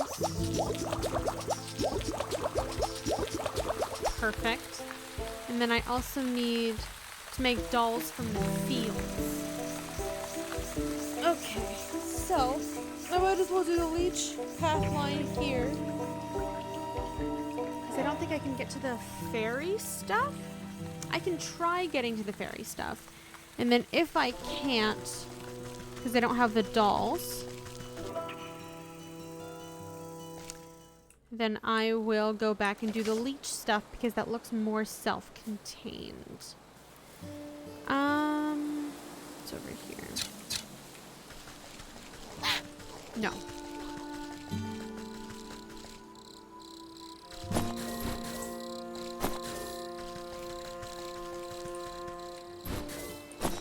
Is there anything else in this chest? No, I've already fully looted it. Okay. Yeah, shut up. You'll be fine. Is it here? No. Ah, this is the tree. This gnarled tree is littered with countless trinkets and bits of trash, glued haphazardly together to form a glittering hive. You reach for a sharp piece of broken glass that could be the mirror shard, but pull your hand away at the last moment. 1,000 beady eyes peer out of the tree's knotholes. A familiar cackling voice floats above the others. You again, Kettlehead! What do you want now? I've come for that mirror shard. Hand it over and I won't have to strangle you again. No way. We need shinies to keep gross fairy folk away. Best fairy repellent there is. What? Since when are fairies afraid of shiny things? Well, I don't see no fairies around, do you? But maybe we can work something out. Them smelly mushroom herders have been encroaching on our turf, see? They've been building those stupid little stone shrines of theirs. And worse yet, they've been hiring mercenaries to guard them. So we can't go anywhere near. But maybe a big stomper like you can take care of the problem for us. And then you'll give me that shard? Hey, if there ain't no fairies, we won't need no fairy repellent. Great. Destroy the fairy shrines.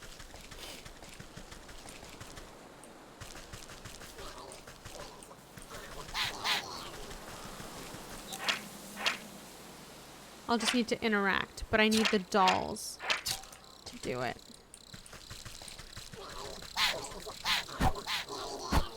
I'll need to deal with the goblins first? Fuck you. Okay.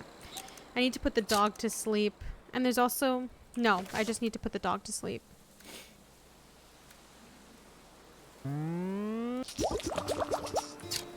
Okay. We'll do that.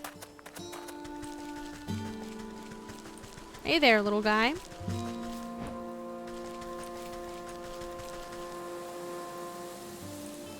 Go eat food.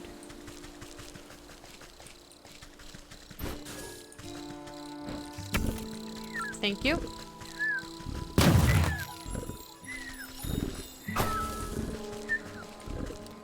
Got one.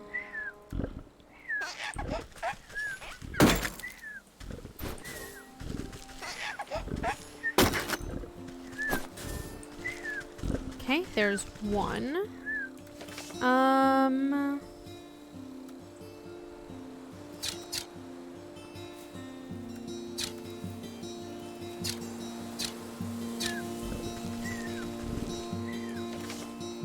I did one of them. One of them has 3 fucking goblins. I'm gonna need to make 3 little dolls, I think.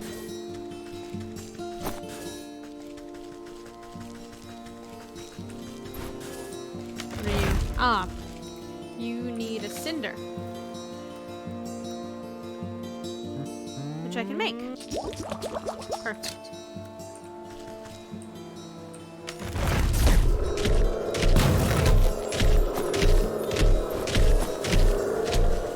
Where are you going?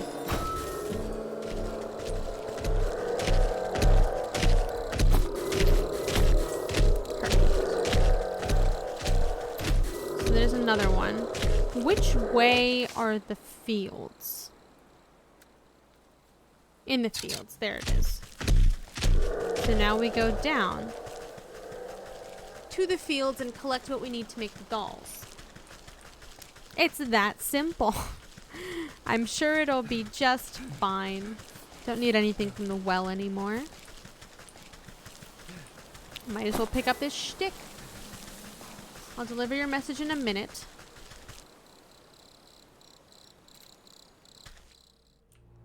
Okay.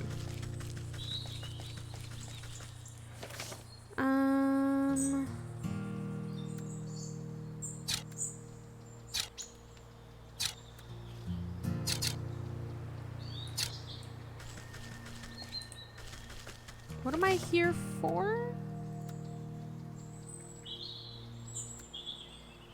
I need hopper legs and grain.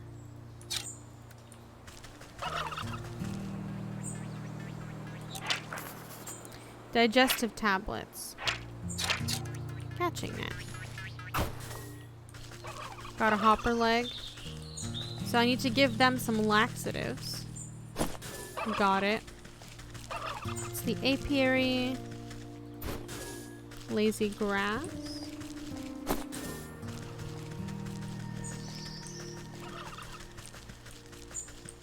Can I make any digestive tablets?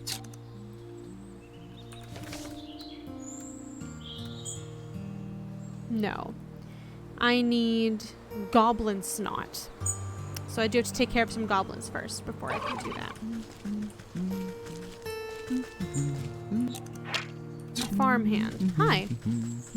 Good day, okay. Good day indeed. Oh, excuse me.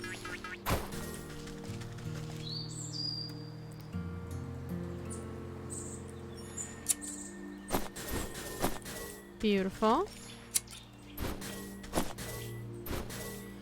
I think I might need more than one doll because there's 3 goblinos.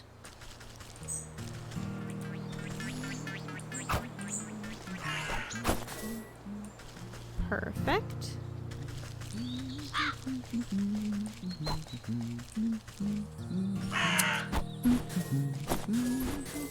I like that they don't seem to care that I'm harvesting their shit. My favorite kind of farmer, the inattentive ones. The fields are very nice. I'm a fan.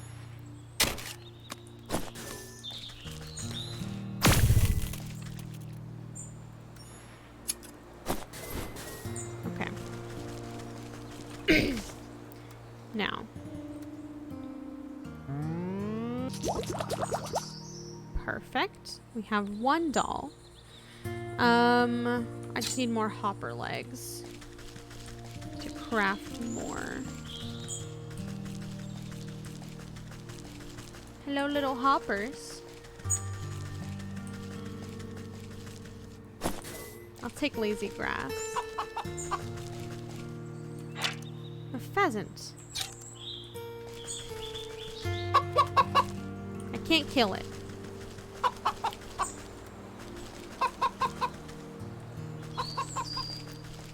What are you? A gnome. I don't like it. Weakness unknown, which means it is an enemy. Get the fuck away from me. Okay, can't go over there. I thought I could maybe go around it. But no. Hello, little hoppers.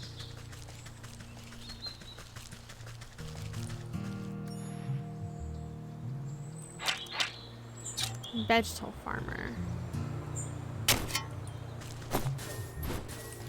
Excuse me, I'm gonna go through your chest here. Get some stuff I already have, but could use more of. A hefty gourd stands before you, wiping beads of dew off his bumpy forehead. He tilts up the brim of his hat and greets you with what you interpret as a smile. Welcome to my farm, stranger. What brings you out here? How's it going, farmer? Oh, you know, not so bad. Trying to get my best to win the harvest competition this year. Well, you look to be making good progress. I'm sure you'll be a shoo-in for the blue ribbon. You would think so, wouldn't you? But every year, without fail, that sour ox takes the prize. No matter how hard I work, I can't seem to outgrow his crops. Careful now. You're beginning to sound like a sore loser. Yeah. Not sore loser. I just think it's quite suspicious, don't you? Last year, the ox and his family grew the largest corn cobs I've ever seen. I was only barely able to get 2nd place because of my own little helpers. He motions to animated turnips and potatoes busy with menial farm work. But this year, his crops are larger than ever before, even though his family is nowhere to be seen. It doesn't make any sense to me. He's working the fields all by himself. What happened to his family? That's the fishy part. No one knows. They just disappeared one day and the ox has said nothing. That does sound suspicious. Perhaps I'll go and ask him myself. Yeah. His farm is down to the southwest. You can't miss it. I must get back to work. Veggies won't grow themselves, you know. New chapter. The ox. Perfect. But we are still on the snake.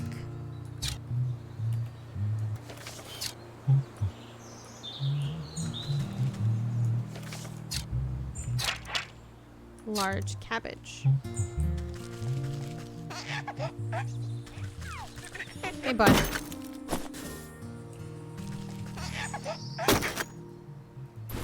That's what I thought.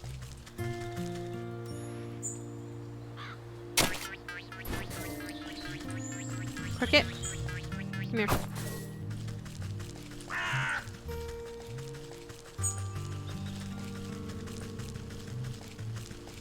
Need more legs. Perfect.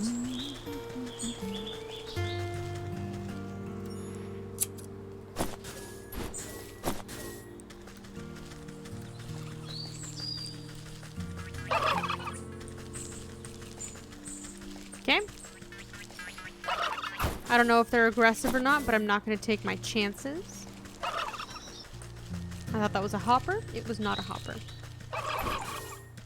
Are you aggressive? Yes, you are. Holy fuck. I'm just gonna run past. Don't hurt me. I don't know why I'm still picking these up. I don't need them.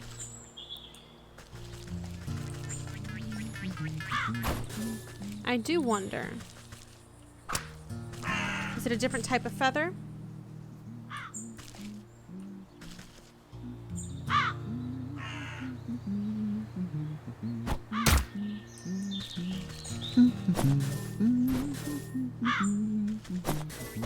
No, it's a crow's foot. Interesting. Different bird, different loot. Okay.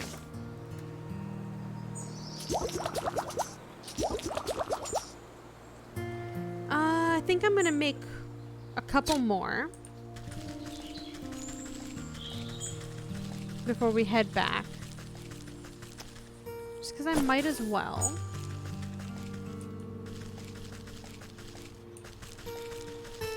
Just waiting for more hoppers to spawn off screen, basically.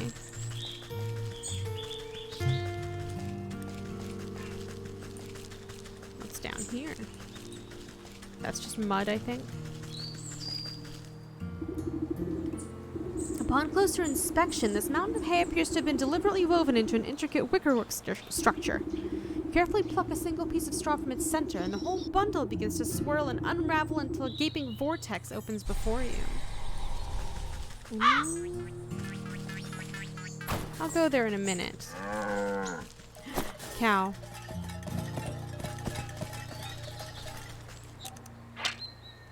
An empty jar. Do I have a way to make?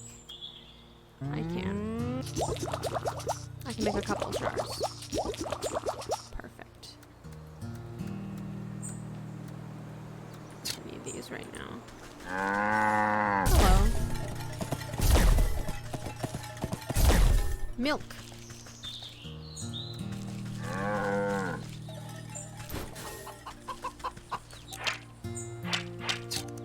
Do these just interact with them?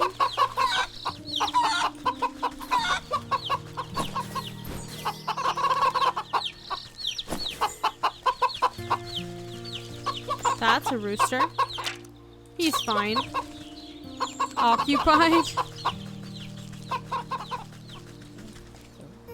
It's a fucking gnome. However, it's also a cricket.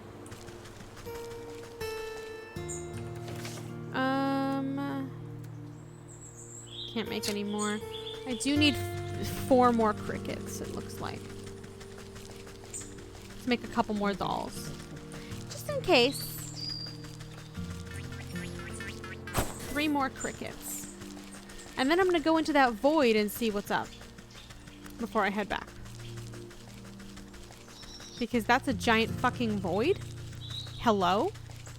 That's the ox's farm. Don't need to go there right now. Oh.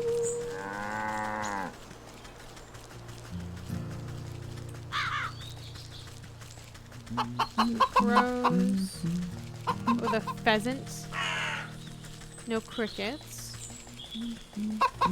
Oh. Oh. Bandits. Okay. Goodbye, everybody. I don't need to be over there right now. That's a crow. 3 more. We can do it. VOD watchers skip half an hour.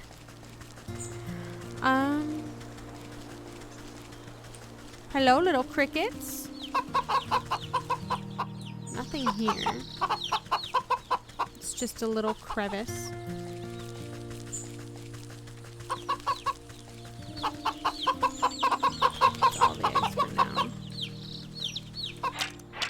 upright shack.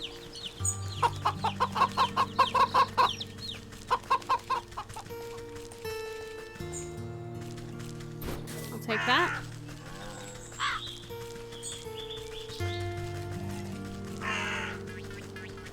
There we go. 2 more.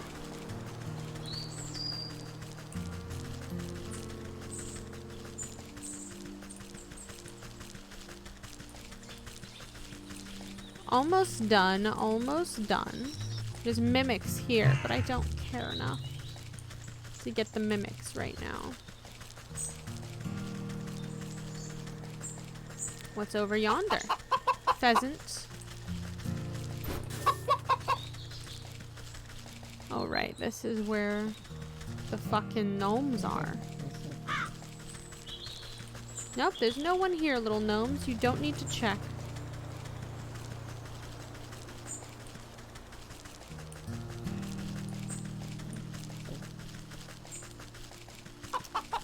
There's no one home here.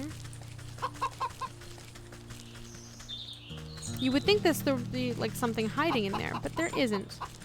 It's just a crevice. I need some legs. I need legs.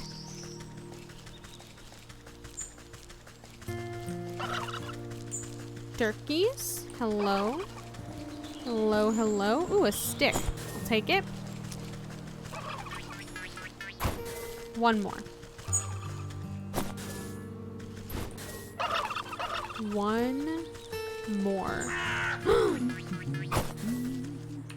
Got it.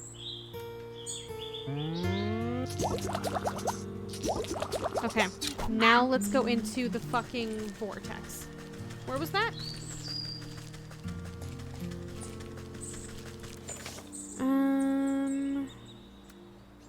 Shadowed away, so this way. Perfect.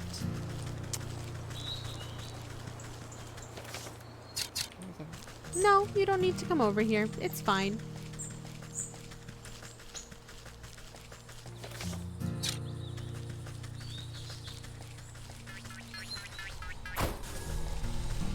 Hello?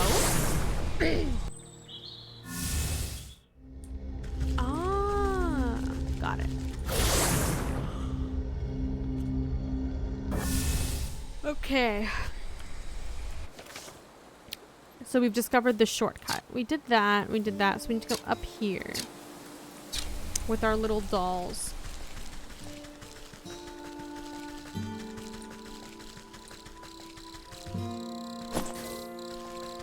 Stayed destroyed. Perfect. Just making sure.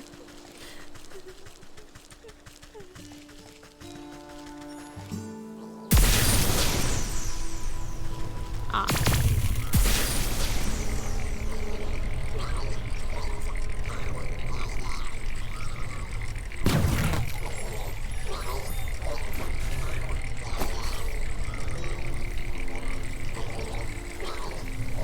It's an AoE effect.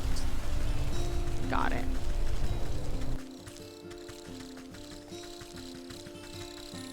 I've done the deed. So what? I basically wasted one by accident. Oopsie. Hey guys. I kicked over those little rock piles like you asked. Now give me that shard or I'll knock over this nest too. You smash fairy shrines? Good, good. Take it. We don't want your trash. Thanks, man.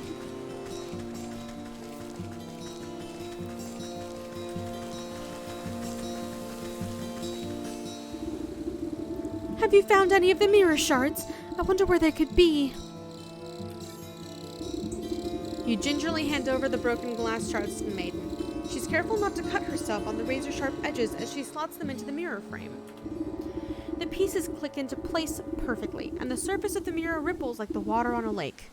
The ripples calm, settling into the form of a pristine crystal mirror. She gazes into the mirror with awe. Look! It's as good as new! Oh! The maiden's reflection ripples and morphs into the visage of a handsome young man. My love! Is that you?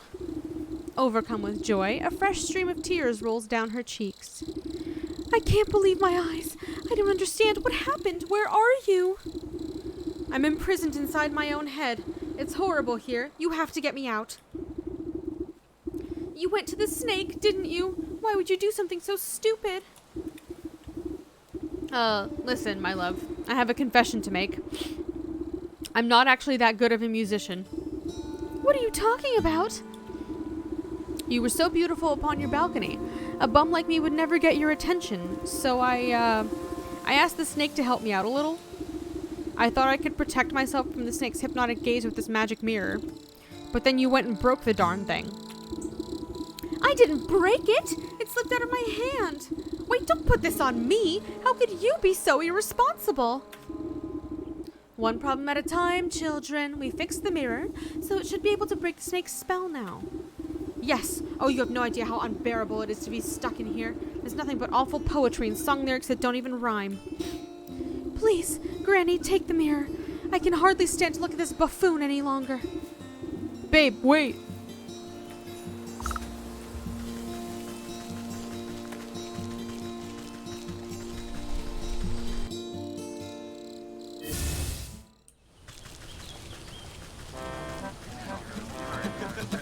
Dum-dum-dum. Hey, bud.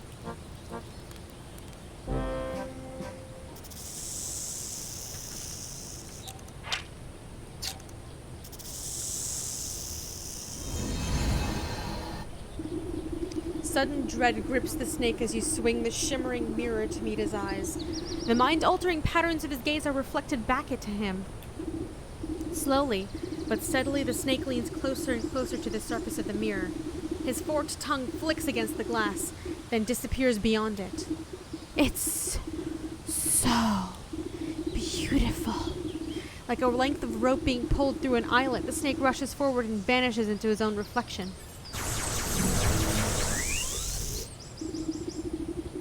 And that's that. The mirror jolts and bucks out of your hand, clattering to the ground. You stoop down, careful not to look too deeply. Hidden in the reflection of the mirror's surface, you can faintly make out a tiny wriggling shape, trapped just beyond the veil of this world. The soul of the snake. Let's go. We did it. We did it! Let's go. Hey guys. Everyone immediately left. They're like, actually, fuck this. Let's get to the bickering couple.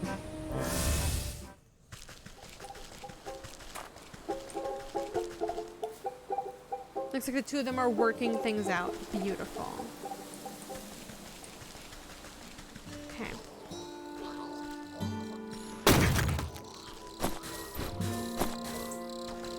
They're fine.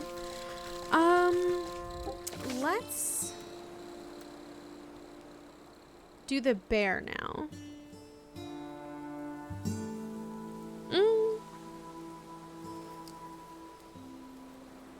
Let's go do the leech. The leech looks fun. Plus, I enjoy the swamp a lot. Which means I can put these away. Get my meat sticks out.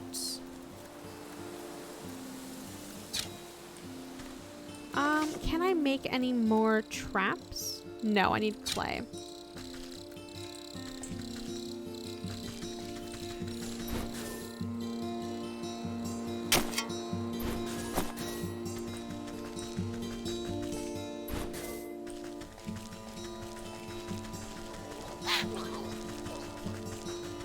He's fine. Okay.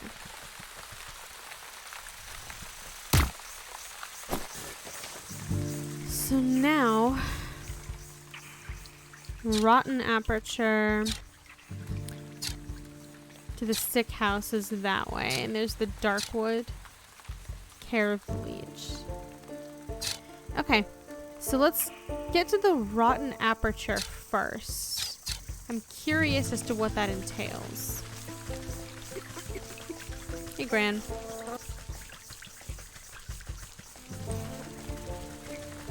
We still can't do that.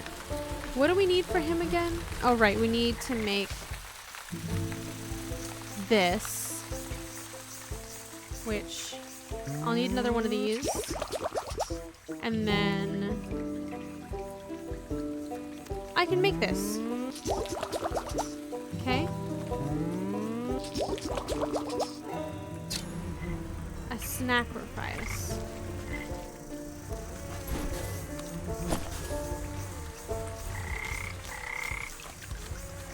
Hey, Curb.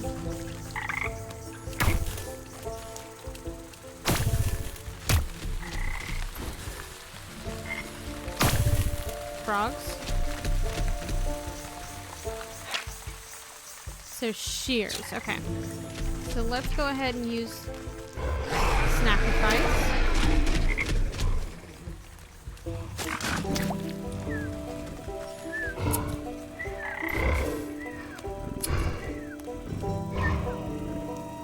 That's all for now. Okay. Got him. I don't know why I needed that, but I'll take it. I assume I'll only need one because that was a lot of ingredients for that one item.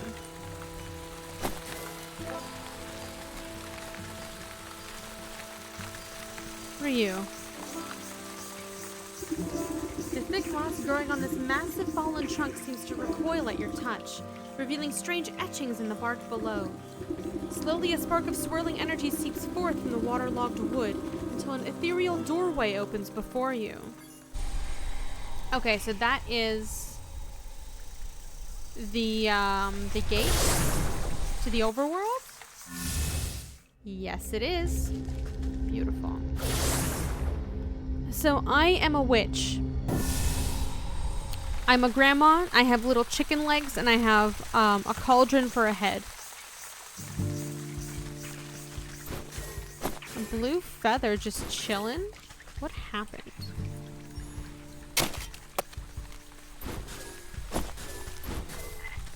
Very normal. Yeah. Pretty normal.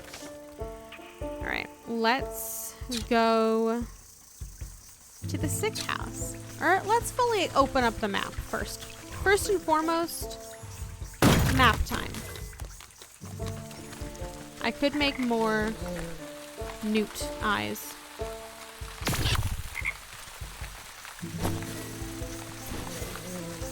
No.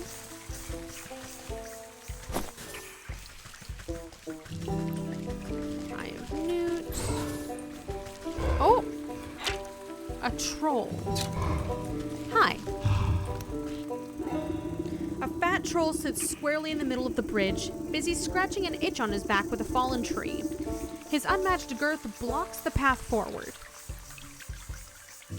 So the lore is that we woke up with no recollection of our life previous to waking up. We met a goat who is a demon that we've made a pact with, apparently.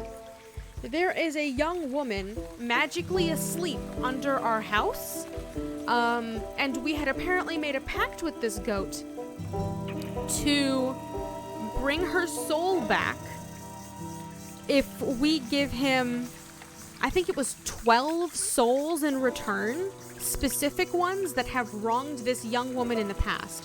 We don't remember our connection to her, but we feel compelled to deliver the souls to this goat demon, because otherwise we're just gonna be wasting our existence away in the hut with no recollection of anything. We just got one, so now we're on our way to get the second one. The first one was a snake. This one is a leech.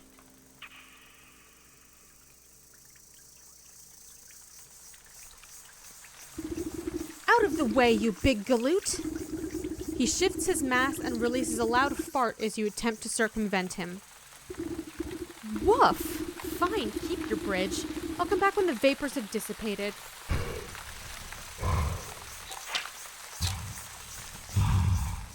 Okay, you hate me. Got it.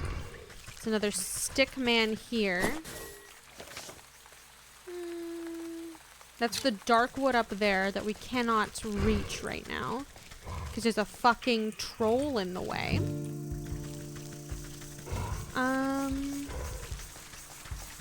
And there's no combat in this game, really, except running away from things. So what you do is you craft the things you need. Seduce the troll. This isn't that kind of game. Hatchet. Meat stick. Get fucked, idiot.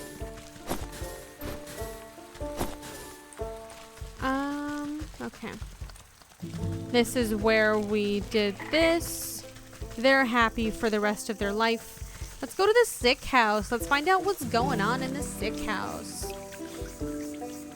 Release the old man. Hold on now. This sick house is full to the brim and festering with disease. Don't you know there's a deadly plague going around? A plague, you say? This is the first I've heard of it. Oh, it's terrible. It affects the young and old, the healthy and infirm alike. We're so swamped with patients I can barely catch my breath. So what are you doing out here? Shouldn't you be inside tending to the ill? We've just got so many bodies piling up. Someone has to bury them before they spread the sickness further. She drops her voice to a whisper, looking ashamed. It's gotten so crowded I've even had to dump some in the swamp. That seems unethical. But don't worry, the legions inside working her miracles on the other patients. They couldn't be in better hands. The leech? That's the doctor of this place? The best in the land. I don't dare think about how much worse it would be without her skills. I need to speak to her. I'm checking up on someone who came through here. Sorry, I cannot in good conscience allow a person of your, years to enter such an infectious space without a proper inoculation. But with all the patients, we're low on medicine and I'm afraid I don't have any to spare. Bah, what's a simple booster shot made from anyway? There's plenty of medicinal ingredients right here in the swamp. I'll go get them myself.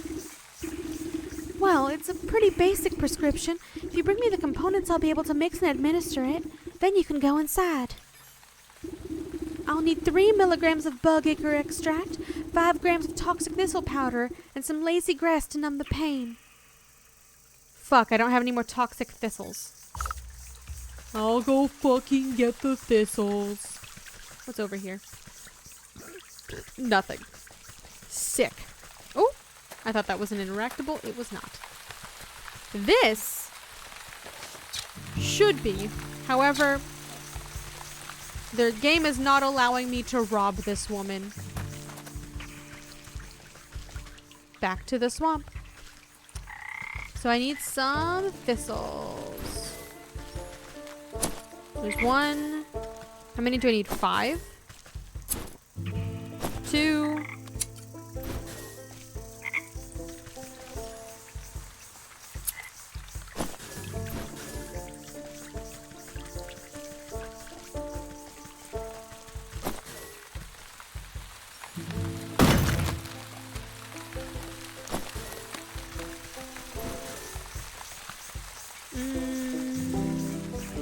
None over here.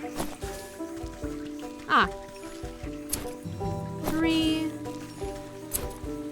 4.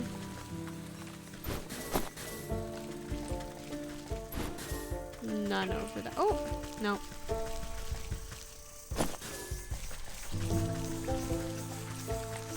Come on. 1 more. I just need 1 more. I just need 1 more. Some salt. You awake again? You are. You are awake again. Okay. Why wouldn't I do a southern voice? There we go. 5.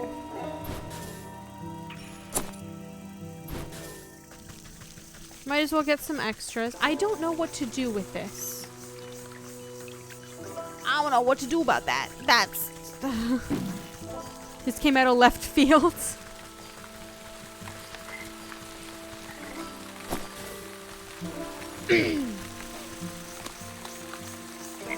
Come here.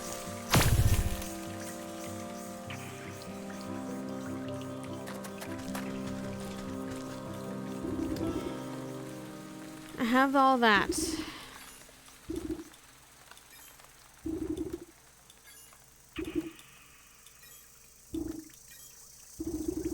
The nurse nods at you, gathering all the ingredients into a small, hand-sized mortar. You hold your breath as she mashes everything into a slimy, stinky liquid. Not the most pleasant stuff, but I can assure you it beats growing lumps where no lumps should be. You trying to make a vaccine joke about being fake? Couldn't find the right emote? Get your booster shot. Make sure you don't get COVID. Yep. Everybody get your boosters. Speak for yourself. One can never have enough lumps. The nurse shrugs at you, sucking up the bubbling mixture into an oversized syringe. She gestures for you to hold out your arm. After stabbing into your flesh several times, she fails to find any veins with the point of the needle. Story of my life. Sorry, you seem to have some strange physiology. Give it here. I'll do it. You seize the injector and jab it into your arm without further fuss. A cool sensation climbs your fingertips. You doubt the medicine will have any effect, but at least should make the nurse happy. There, I feel much better. Can I go inside now? Oh, yes, of course. You should be immune to the plague for the time being. Just be quick. The leech is very busy. Excuse me, ma'am. I'm here for your soul. That's the leech. Not seeing visitors right now. They're like sleeping. Best keep a distance.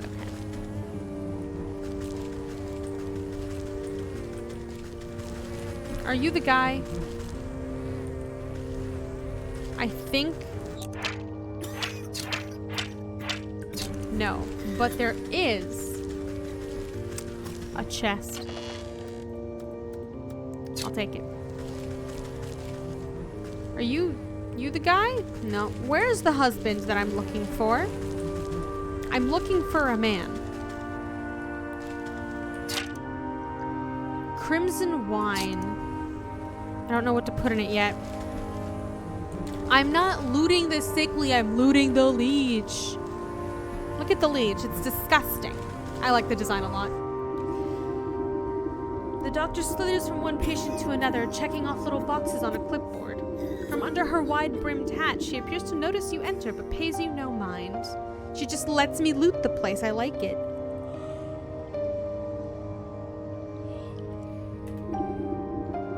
You must be the leech. I was hoping you could help me find one of your patients. Do you have the symptoms? Crackling of the bones, oozing eyes, skin rot, perhaps a yellow liver.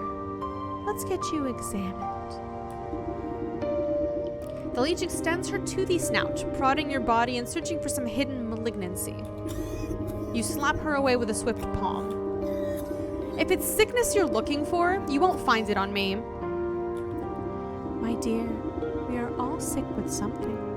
Whether it's a broken heart or a broken arm, we all suffer in one way or another.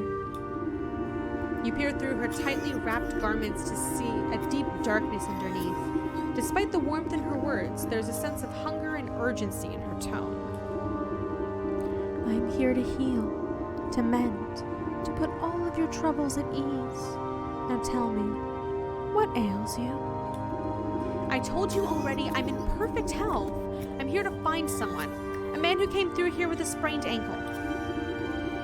Half the patients who come to me have a twisted this or a broken that. Before the pox sets in, that is. Can you be more specific? What does he look like? Oh, I'm not sure. Well, then how do you expect me to help you? Come back to me when you know who you're looking for. You look about the sick house at the coughing, wheezing bedroom souls. Perhaps some of them will be able to identify the missing husband. Heyo.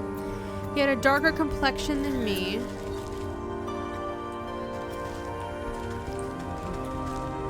Fellow with dark hair, dark eyes. The beardy guy is the one you're looking for.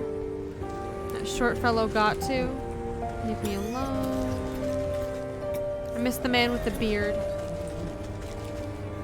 Can't find the short guy. Sorry, I can't help you. You don't know where that short fellow got to? The beardy guy? Patient just stares into the distance, silent. Okay. Didn't I talk to everybody? Did I miss one? Who did I miss?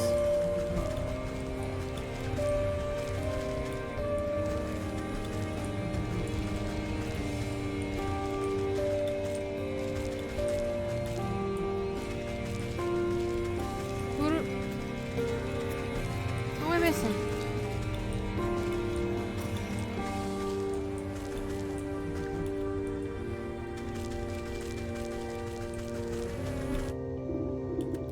Do you have any better idea who exactly you're looking for? Shorter. I'm gonna need a bit more than that. Darken features. Narrowing it down. Give me something else. Ah, yes. I remember that poor man now. He came in with a swollen ankle, but on his journey through the swamp he must have contracted the plague. His condition declined rapidly, I'm sorry to say. In the end, there wasn't much I could do for him except make him comfortable. He's dead? What sort of sick house is this anyway? My condolences, really. Now, if you'll excuse me, I have to get back to doing what I can for the living. At least tell me where his wife might collect his body. The nurse outside seemed to be having trouble keeping track of them all. I'm sorry, that information is reserved for next of kin. Judging by your physique, I wouldn't say you were related to the deceased in the slightest. The doctor turns away from you to prepare vials of medicine. Better return to the old woman in the swamp with the bad news. You bitch. God, the old woman's gonna come here to collect his body and she's gonna die.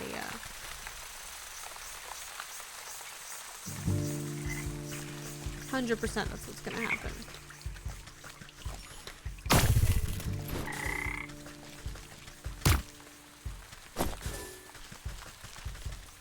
Just picking up the easiest things to collect on the way.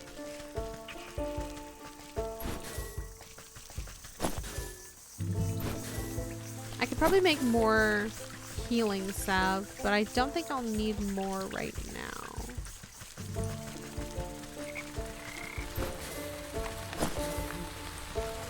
I seem to be pretty decent at avoiding getting hit for the time being.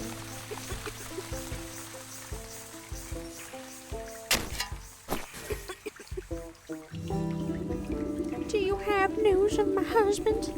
He should have been back from the sick house by now. You bow your head in condolence. I'm sorry to say that your husband has passed away. The leech said he fell ill with the plague. Rather than grief, an expression of mild annoyance crosses the woman's face.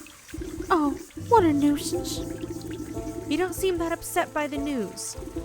Well, he was getting on in years. It was bound to happen sooner or later. I just didn't think it would be for some measly plague of all things. So, where's the fool now? I'm not sure. The leech wouldn't tell me, but her assistant mentioned having to dispose of the dead out in the swamp. Ah, brimstone and bandersnatch. I know I'm already in your debt, sister, but can I ask you for another favor? I suppose I've already stuck my foot in this mess. What is it? There's an old circle of power just west of here.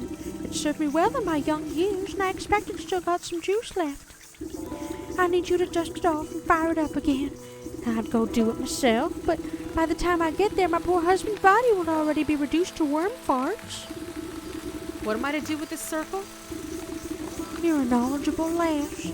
The engravings on the obelisk should explain the rest. I knew the obelisk had something to do with the leech. They had to. It was in the swamp. Dun dun dun dun. Dun dun dun dun. No. Fuck you. Okay. Brush off a blanket of thick moss and lichen from the ancient magical pattern carved into the earth. The essence of power wakes at your touch, bringing slight warmth to your fingertips. 4 black stone obelisks surround the ritual spot. You'll need to scrape off more overgrown decay to read the runic lettering engraved on their surfaces.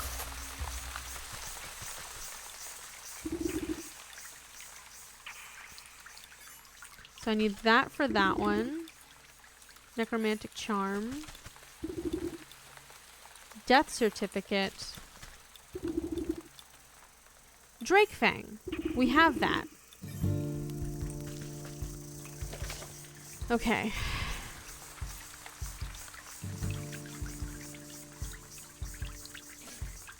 I can make one of you. Perfect. I can make one. No. I need this. A pumpkin jack bone from the fields. And a wicker wort. I can make one of you. So I have to go to the fields to get a pumpkin jack bone. Okay. Doable. A death certificate. I don't have that. I don't have that. I can do the apothecary humors though. Okay. So it feels like I'm gonna have to go back to the sick house to get the death certificate. Oh, no. Unless it's up here somewhere. With all the bodies? I doubt it. I doubt it would be right beside the other one. Yeah. A death certificate. Can I get one from the nurse, maybe? No, fuck all of you.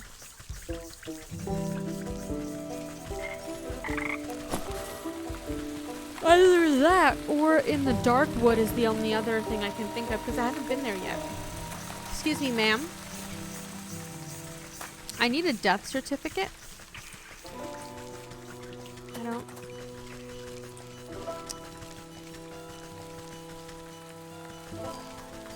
Get a death certificate from the leech. It says it in the top right.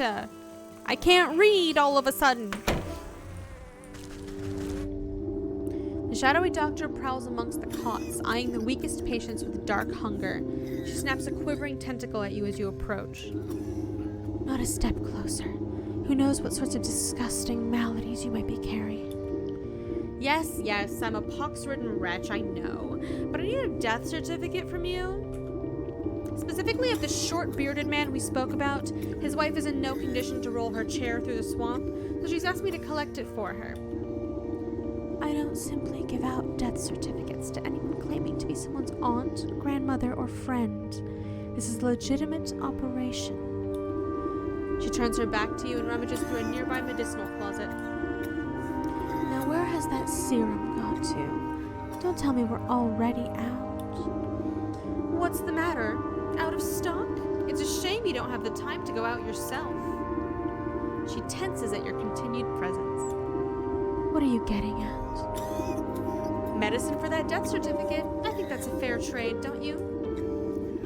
You would barter when people's lives are on the line. Fine. Go have your paperwork, you filthy degenerate. That's me, a filthy degenerate. Clearly too angry to speak with you, she shoves a list of required medicinal supplies into your hands. I have 3 of those. I need more skeeter snoots and some dragonfly wings. I'll be back. I will be back.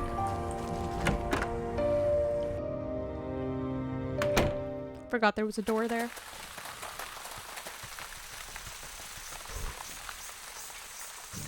Off we go. Do we have the required shit? No, we don't.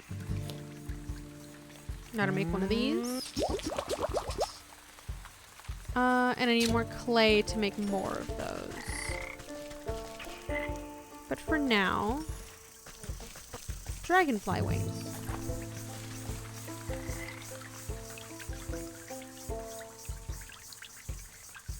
I'm back, dumbass. Thanks, man. one more.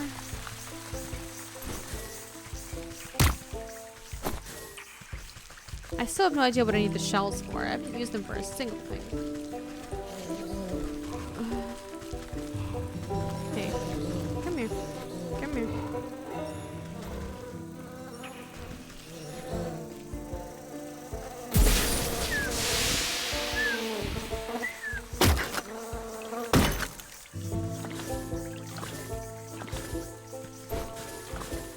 And that's how you hunt a skeeter. To get their snoot. Might as well pick some of these up. I need a dragonfly. Here's one. Come on, dumbass. Touch it. Touch it. Thank you. I think that's everything I needed. And I should definitely craft some more health poultices.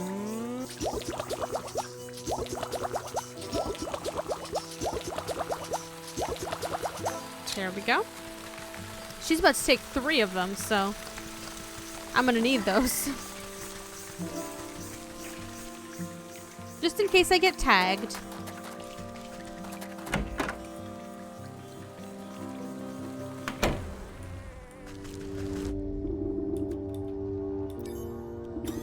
Leech stuffs the poultice into an unsanitary looking cabinet. Takes the wings with a surprisingly delicate touch. Inspects the barbs before placing each of them carefully into a velvet-lined container. I've run your errands. Now I really must insist on that death certificate. There's no need to get prickly. I have your papers right here. The leech extends her moist arm and thrusts a poorly written note into your hands. You shake the mucus from the paper and try to decipher the loopy, illegible scribbles. She really is a doctor. You're not even that sure that the leech spelled the poor man's name right, but you suppose it's better than nothing. Next time I need a doctor's note, I'm better off forging the signature myself. Crumple the note into a tight roll for safekeeping. Take it. Bye, bitch. And then it's back to the fields for us.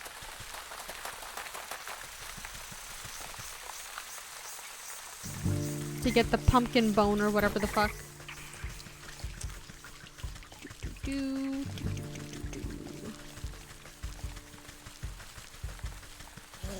No, no. Death certificate. Last one. Where's the shortcut? Up this way. So I don't have to run through this area and then also another area to get to the fields. Wonderful. I could go back home for a spell, but I don't think there's any need.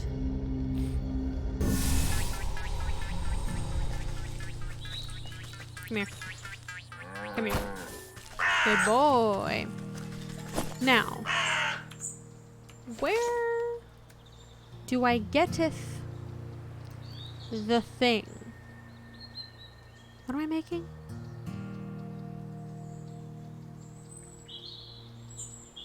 What the hecky am I making? You need a pumpkin jack bone. So I need to find a pumpkin jack. What the fuck is a pumpkin jack? Oh, hi.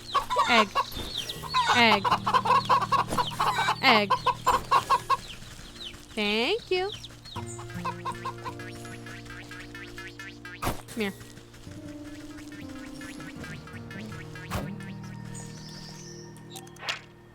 I don't know what Gnome's weakness is yet. Come here. What the fuck is a pumpkin jack?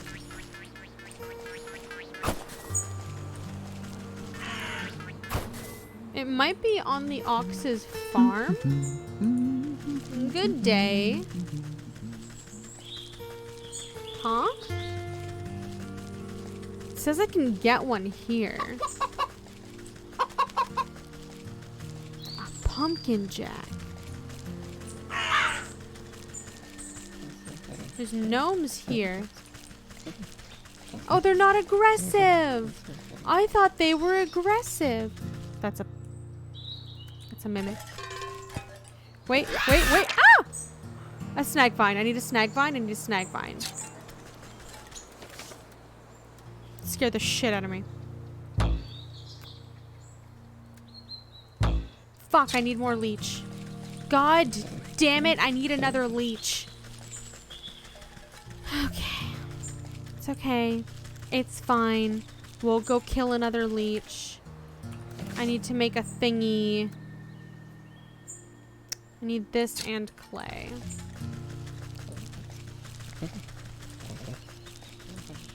Time to go back to the forest. So that shortcut was pointless.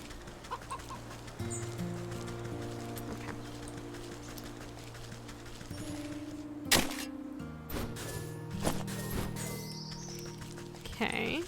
Wonderful.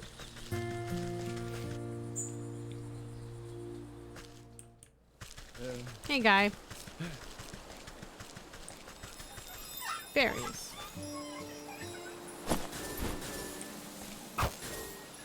Just gonna stock up.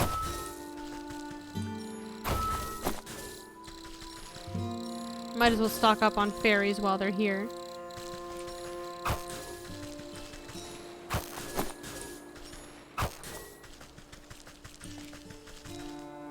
Beautiful. Okay.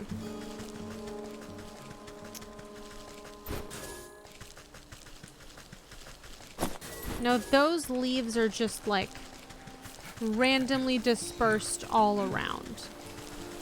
How many of them do I need?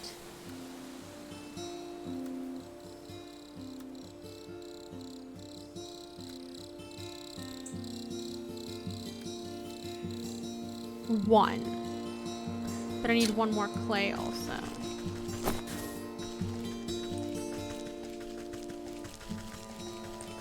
Okay.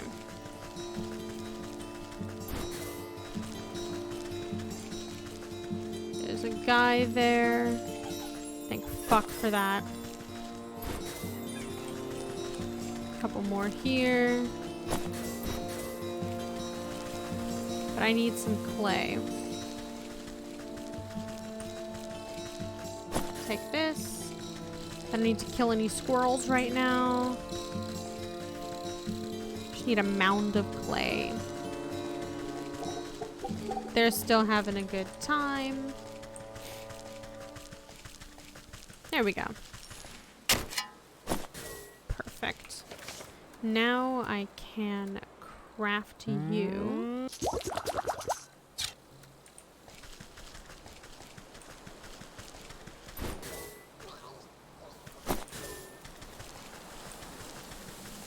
I hate the little goblins. They're so annoying. They make great sounds, but holy fuck. Come on.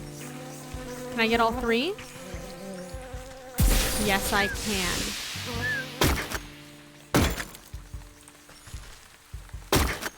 Beautiful.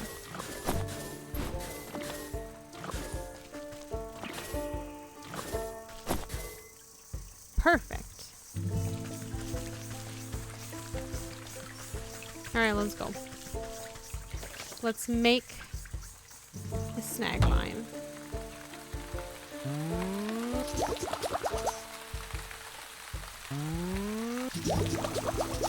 Great. Now let's go.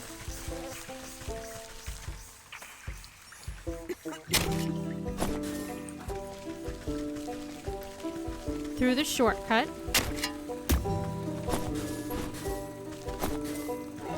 Get the embalming salts. Might as well. Might as well pick the mushrooms as well. How do I get to the... It's right there. Perfect. Perfect. No, fuck you. Gobos. Okay. Now we go to the field. Oh my goodness. It's a feast. Come here. Come here. There we go. Okay. So he was all the way out here. Got it. We're prepared this time. We have a snag vine and we will not scream at the sight of the pumpkin man. Turkeys? Hello, little turkeys. Hello. Oh, there's multiple of them.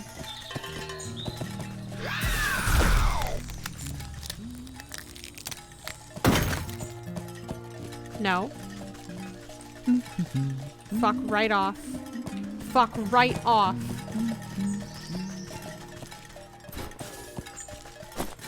I'm leaving. Okay. I got it. Where was the way back?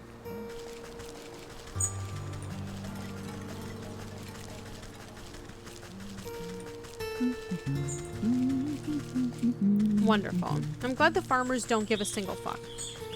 I also still have no idea how to deal with these bandits. I probably won't until I get to the ox.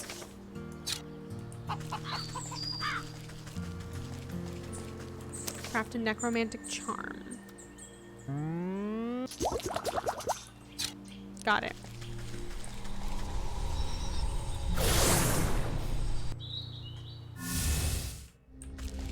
Got it. And that was in here. It's in the swamp. Somewhere nearby, if I recall correctly. Yes.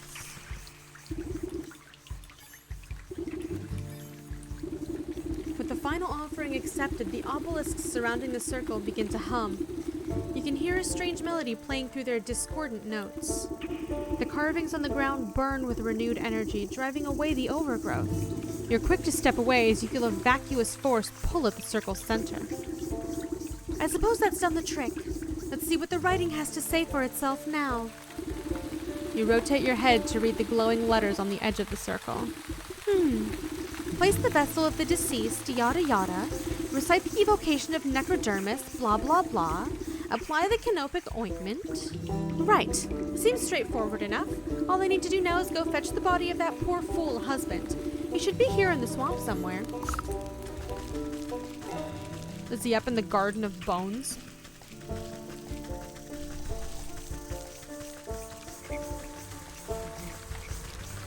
Hello? Ugh, this must be where that nurse has been dumping the surplus of corpses.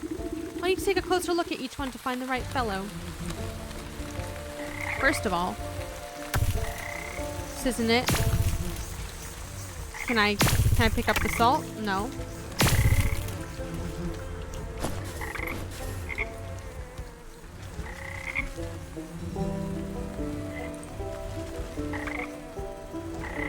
I want salt. Yeah. Similar, perhaps not right. Not the husband. Not him. Not this one. Where on earth is that stinking body? You'd think I'd be able to find him among the dead here. You watch a particularly bloated fly land on a rotting hand poking out of the muck. Its disgusting proboscis probes at the withered flesh. Two globular red eyes slowly unglue themselves and swivel to boggle at the insect. A huge slime-covered tongue lashes out and pulls the hapless fly into a gaping, toothless maw, along with most of the sunken corpse. Well, I suppose that explains where my misplaced man went. Excuse me. You sure? Where the hecky?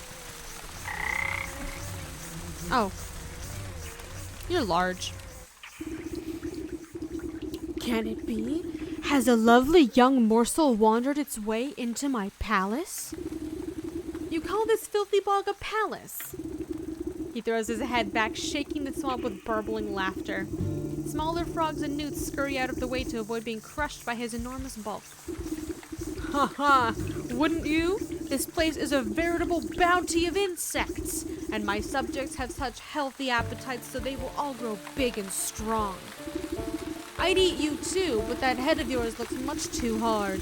I prefer my food to be nice and tender.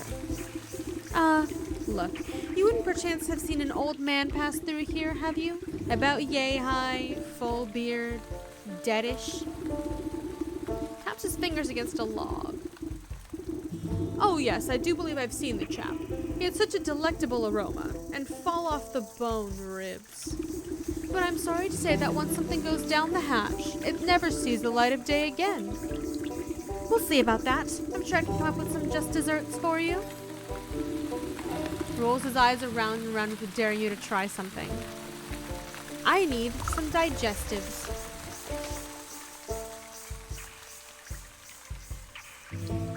With which I need goblin snot. Excuse me, I'll be right back. I need to go get some goblin snot. Thankfully, I made a surplus of those little dolls.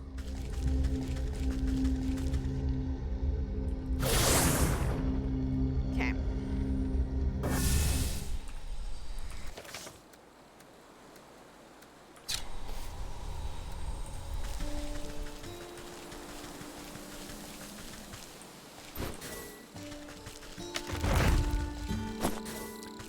Nope, not that one. There's a goblin here. But I want the triple goblin tribe up here. If I'm gonna use one.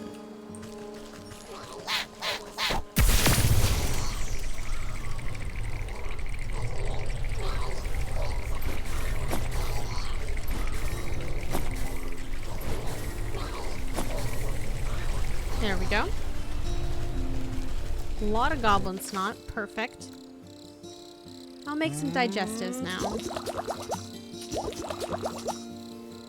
I'll make a few because I want to try it out on the turkeys also. Don't need this anymore.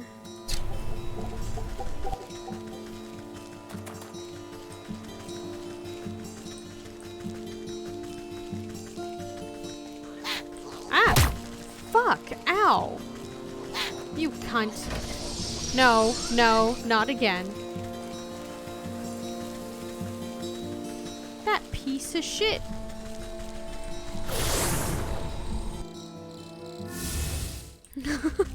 He got me.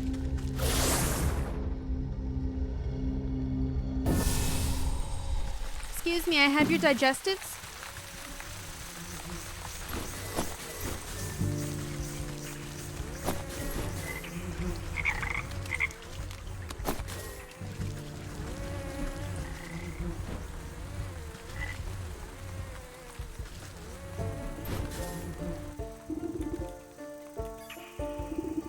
You wrap a juicy-looking grub around the medicinal tablets and offer it up to the Frog King. Your Majesty, I really must find the whereabouts of that gentleman. Perhaps this small tribute will persuade you to loosen your tongue. Gulps down the tantalizing meal without a thought. Ah, a delectable gift. Thank you, my pretty. Now, I already told you where... His nostrils flare for a moment, then he sneezes, sending specks of wet mucus flying. The frog's throat suddenly expands, filling with gas.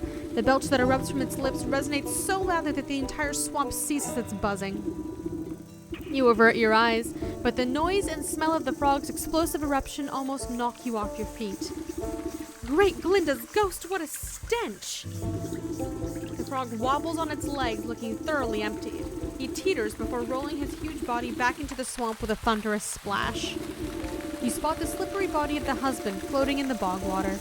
Luckily, he seems to be missing some bits and pieces, so he should fold up quite nicely. Stuff him in the satchel. Let's go! And that's what we call a resounding success.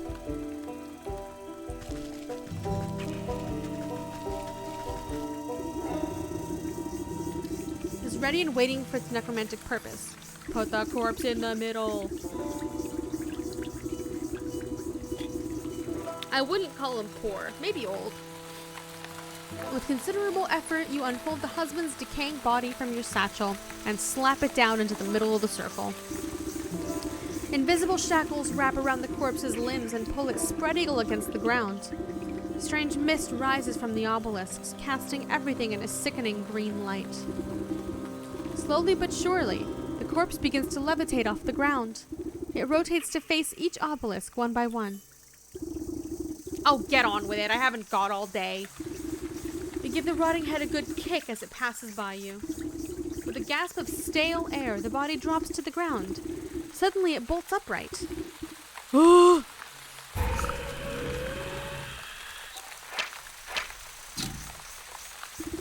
hello there. You caused me a lot of trouble, you know that? The reanimated corpse claws at his throat. Oh, sorry. Wait a moment. Near your feet, you see a disembodied tongue flopping about on the ground like a worm. You scoop it up and quickly toss it into the man's gaping mouth. Though he moves his jaw, his lurching voice seems to emanate from someplace beyond. Murderer! What? I am not. You were quite dead when I found you. No! Leech murdered me. He clutches at his hollow chest as if trying to feel his heart beating. Gave me plague. Drained my blood. Leech murdered others. He swings a limp arm toward the body-filled bog. I knew there was something awful stink about that sick house. What sort of doctor infects her own patients? Check her office. Find proof. Don't you worry. I'll make sure that parasite gets what's coming to her. But you should head back home. Your wife is worried half to death about you. He turns and looks longingly over his shoulder. You can hear his vertebrae popping. Yes, I late. As he shambles into the choking mist, he gives you a crooked nod of thanks. Let's go kill that bitch. We were going to anyway. We need her soul for the contract. I don't know why we had to justify it first. Just go clap her ass. I suppose we did a good deed, but still. Priority number 1 should have been to clap that. Hello, hello. I'm back. Did you miss me? I bet you missed me.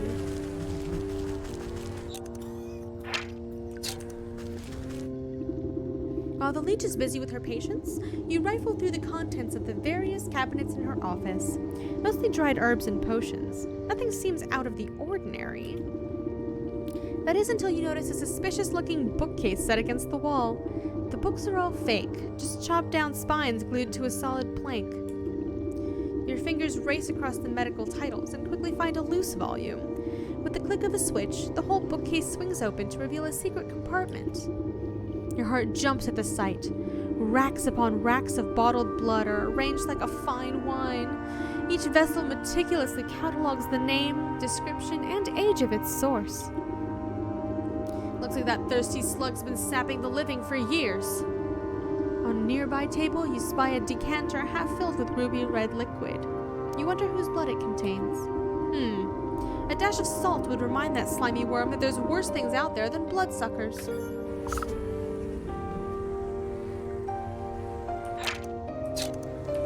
Spirit shots.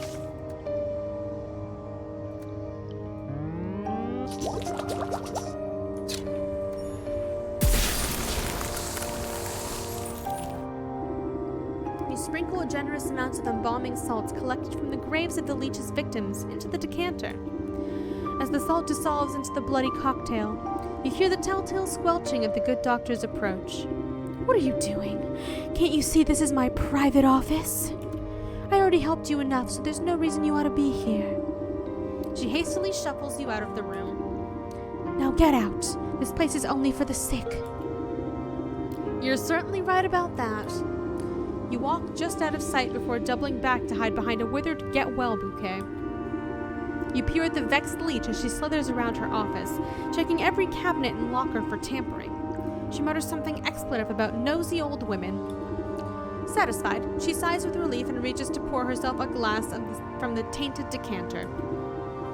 Ah, an addition of black fever adds a certain nutty quality. Maybe it'll pair well with an infusion of peat moss palsy in the next batch. She takes a sip, waiting just a moment before throwing her head back and guzzling it all down. Lovely. Sharp flavor. Full body, too. Suddenly, the leech snaps to attention. Her limbs dart out, writhing with uncontrollable gestures. She stabilizes herself against the table as sweat pools on her brow. The decanter shatters against the floor in an explosion of gas. What's happening? The leech spasms as the tendrils of ghostly spirits begin to suck the moisture from her body. You watch as she dwindles in size, shrinking like some horrible raisin.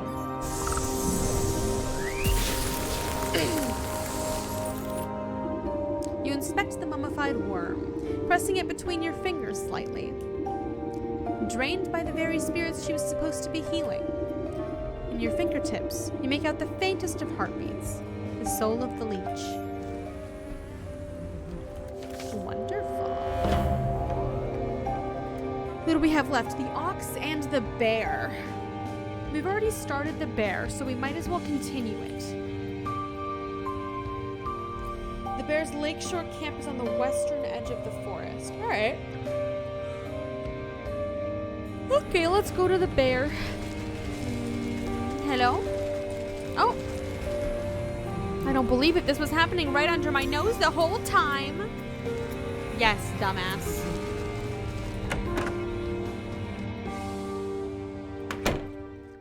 Alright. Still can't rob that.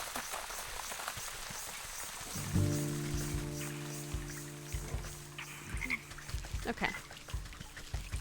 We're gonna take the shortcut back to the forest.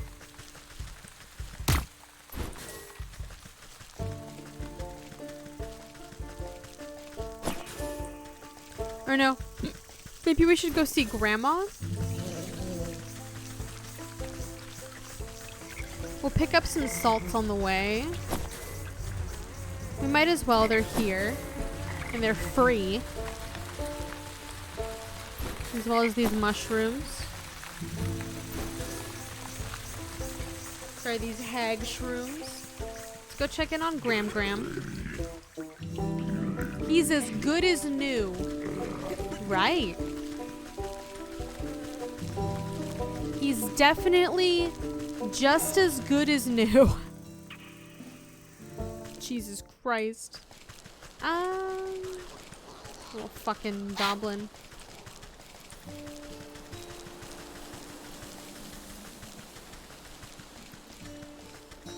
Lakeshore Path. Hello? Hey, where do you think you're going? Yeah, no one but us soldiers are allowed inside the lakeshore camp. Get out of my way. I have urgent news of your quartermaster. Need to speak with your sergeant? Urgent. Only thing that's urgent is the line for the latrine, or if the captain hasn't had his drink. That's right. Captain Bear is in a right foul mood. Can't come in unless you want a good thrashing. Guard almost has to shout over the clattering din coming from inside the camp. You heard him. It's dangerous in there. Wouldn't have the heart to let a frail old granny like you near that beast. One guard turns to the other with a conspiratorial shrug. Yeah, but who are we to say what's good for her health? Oh, yeah, you're right. We might be convinced to, look the other way if we was fairly compensated. Right, fairly compensated, of course. We'd be sticking our necks out after all. 3 heavy gold coins. There, I expect you two can divide them evenly amongst yourselves. Right, 1 for you and 2 for me. What? You mean 2 for me and 1 for you? I'm the one who does all the real guarding around here. You still owe me for that game of dice you lost. You cheated me. Give me them coins. Two guards fall into fisticuffs and roll into the bushes, leaving the gate to the camp wide open. I hope they have a fun little lover's tryst in there. Oh, death. Oh, I'll take a health poultice.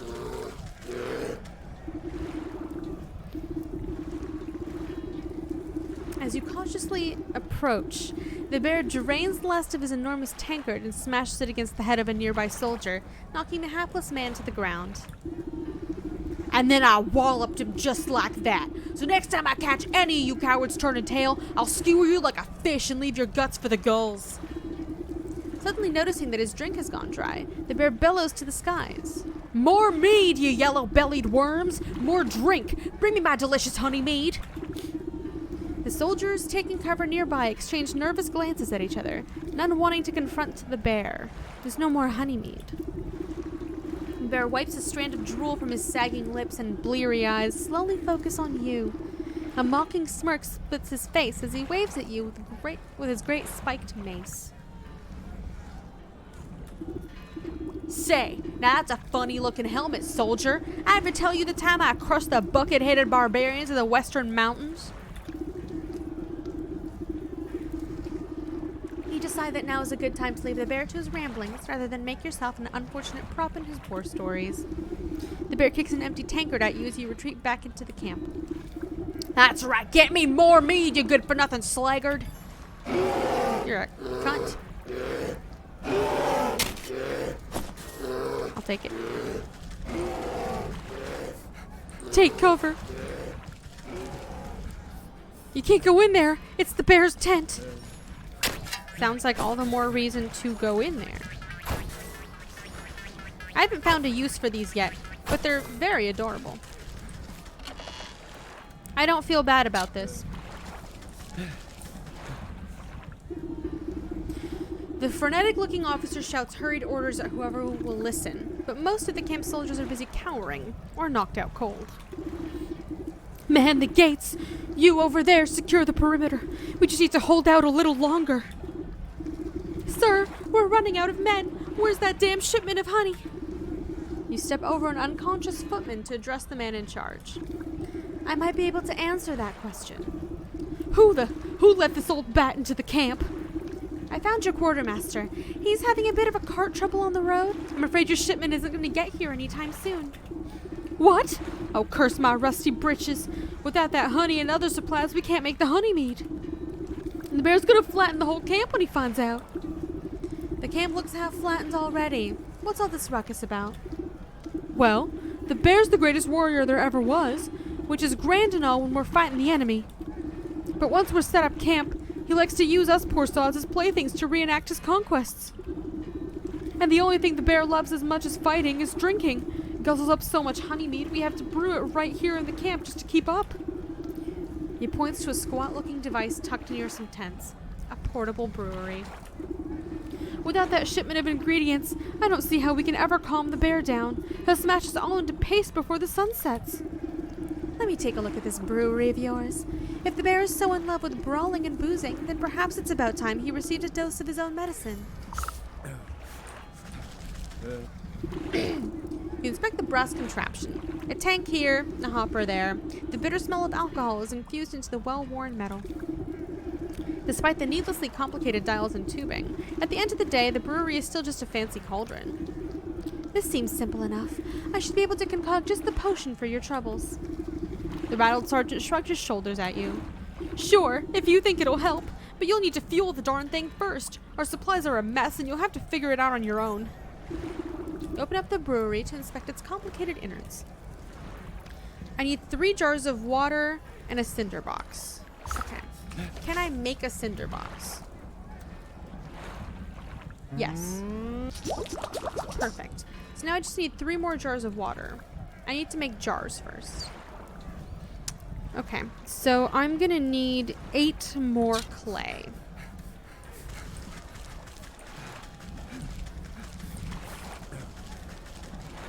Is there any clay here? That would be too simple, wouldn't it? Okay. Let's go get some more clay, and then we can go down to the well to get the water. Simple enough.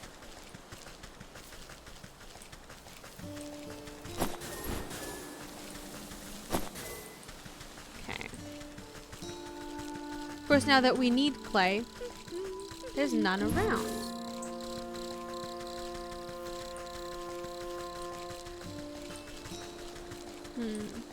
This is the fairies.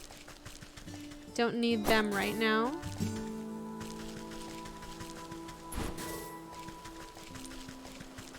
There is a lot more clay in the swamp. Might go there. Yeah, you don't really have that much clay.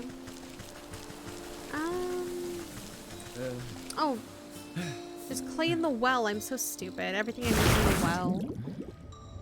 What are you gonna do with the leech?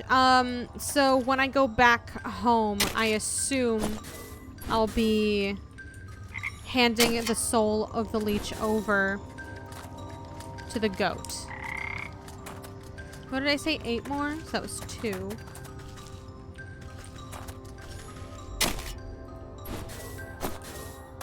Three, 4, 5, 6.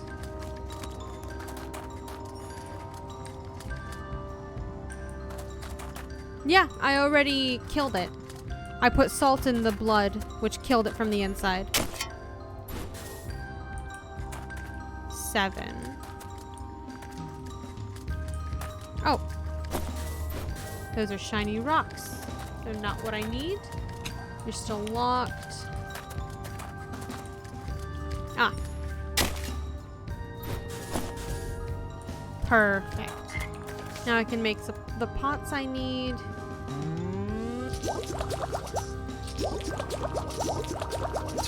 Perfect.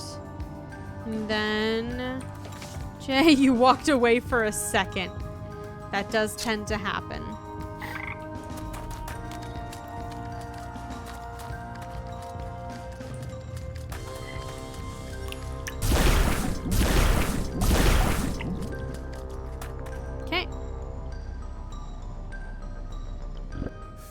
That should be everything for that.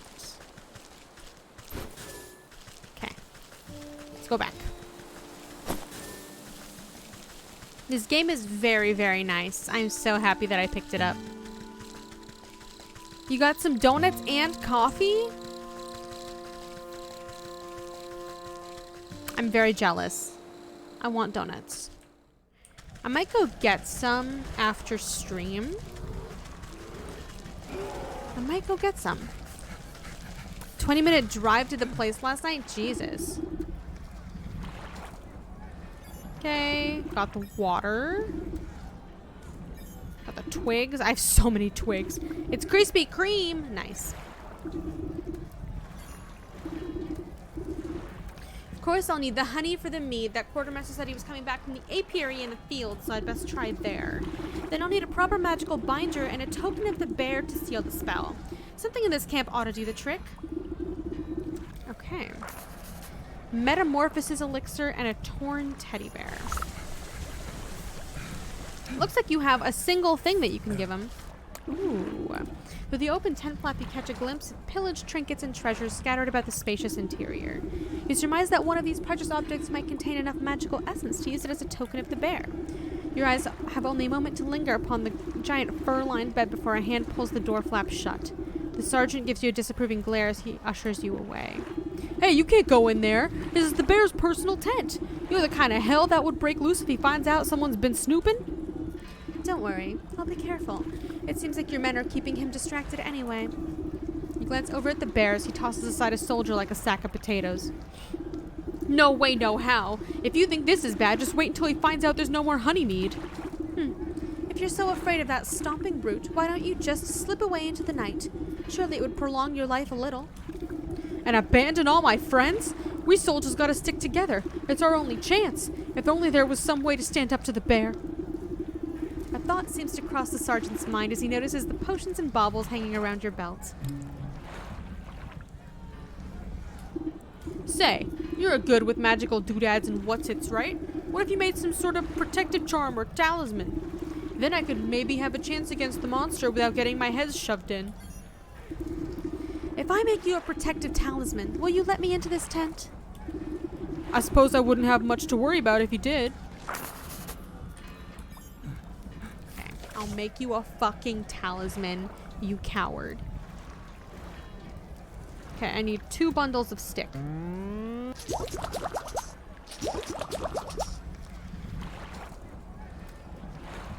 I need 1 thing of magical paste. A wicked gemstone. I need more dog hair.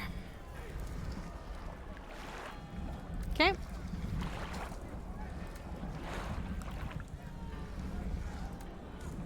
Need more water.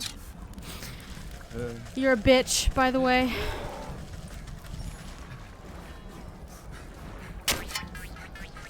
I don't need that Sprite. Back to gathering. Yes, sir.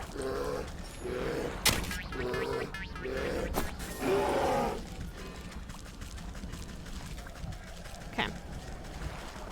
At least we can do this while we go over to the other thing.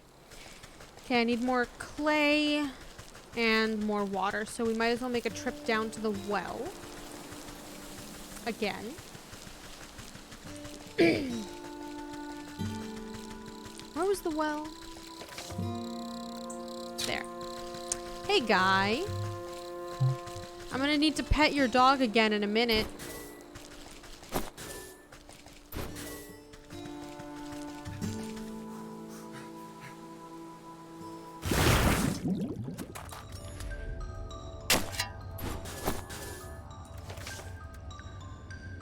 Make a pot.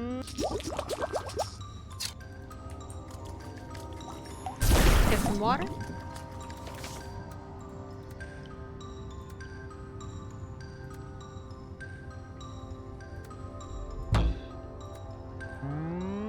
Make a potion. Make a tasty treat. It's dog time.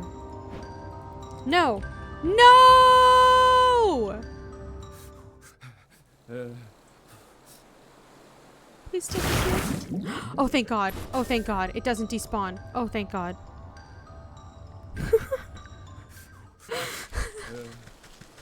We're fine. Hey, doggy.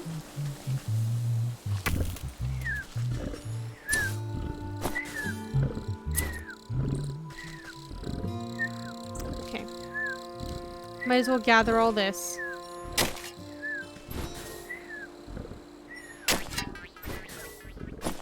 Don't need another Sprite right now. I haven't even used the Sprites. Okay.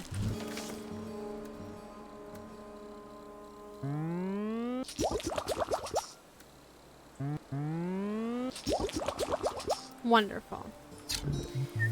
So I've made a talisman, so I can go back to him and give him that. I need a metamorphosis elixir. Oh, I can do this already.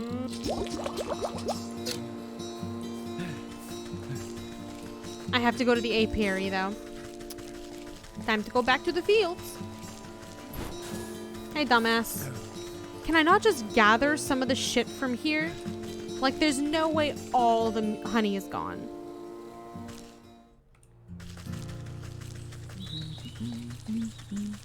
Go into the ape. Oh, I want to see what happens when I give a turkey a laxative.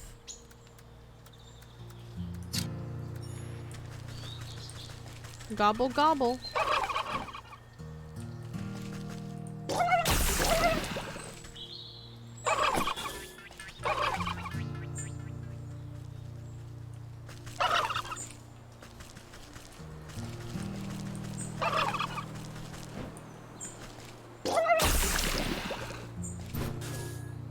A gizzard stone. Okay.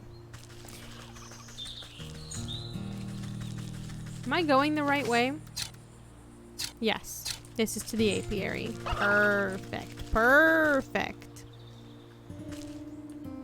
Hello?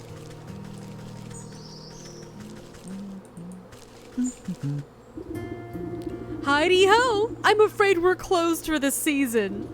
Closed? But I need some of your honey right away. Sorry, our supply was cleaned out just a little while ago. Funny little man with a cart, you just missed him. Yes, I've met him. He's the quartermaster for the Bear, but he had a bit of an accident on the road. I need to collect some more honey for the lakeshore camp. The Bear? Well, that explains why that quartermaster purchased so dang much. I heard that lumbering bully would steal the nectar from a larva if it'd suit him. My poor bees have already worked themselves half to death for that order, and they don't have any honey left. I wish I could do something to help you, but the only honey left in the entire apiary is Her Majesty's personal reserve. Her Majesty? Why, my sweet spring flower, the jewel of my crown, the golden sun of my... Yes, get on with it. My beloved queen, she's as lovely as she is wise and resides over her flowered kingdom. A shrill voice pierces the meadow and sends chills down your spine. Are you fucking the bee? Sir? I think that, we would call that a professional no-no. Slave, where's my dinner? I order you to bring me the finest sunflowers. Right away, my love. And make it pretty this time. I don't want another one of your dandelion bouquets like some common wasp. Yes, my sweet. I think I'd better have an audience with this queen myself. Right. Are you...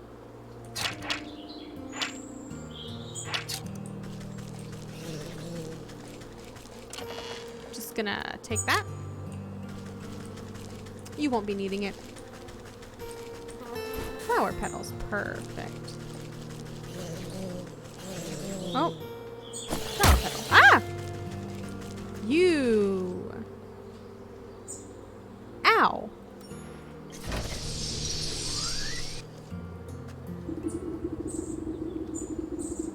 You missed it, Curb.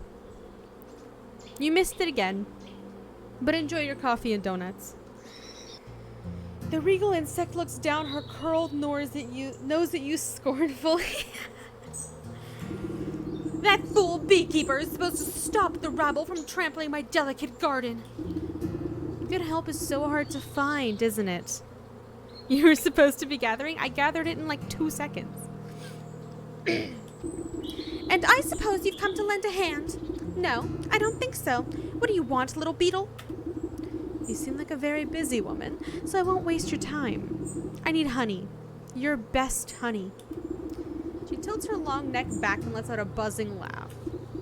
Do you think I simply give my carefully cultivated riches to just any commoner? Do you have any idea how much time and energy is spent managing this colony? Everyone always wants something, but no one ever wants to work for it. In a rustle of petals, the beekeeper comes running over, holding out an assortment of beautiful prairie flowers. My darling sweetheart, I offer you the finest meadow flowers. I hope you find these to your liking. I think he wants to fuck the bee. And I hate that. Is this marigold? You wax-brained fool. You know I despise this stuff. How many times must I repeat myself? Get out of my sight, all of you. My love, I have wronged you. Let me try again. You follow the beekeeper a short distance away while he busies himself picking more flowers. She seems to be in a foul mood. Does she always treat you like this? Well, yes. But it's really usually my own fault. Sometimes when she really gets her venom up, a little bit of smoke and soothing herbs calms her right down. Smoke, you say? I'm sure I could come up with something to even out her mood. Royal incense recipe. I'm gonna get the fuck away from you.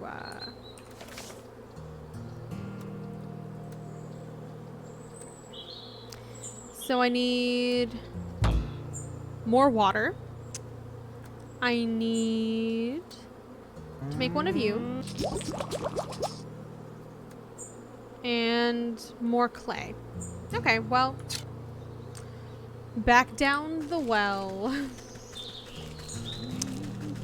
Going back down the well. Bomp, bomp. Don't judge the man. I'm going to judge that man.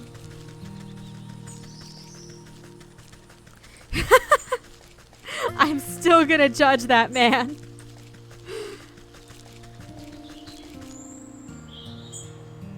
I'm judging you a little bit as well.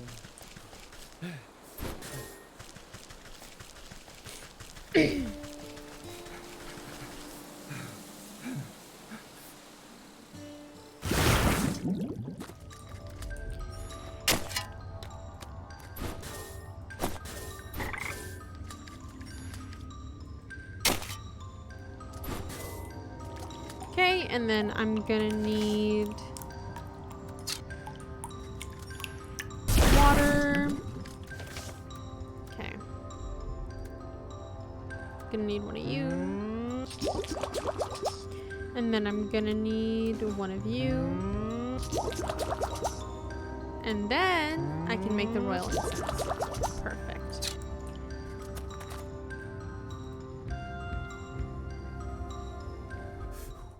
Time to go calm her down. Stop weeping.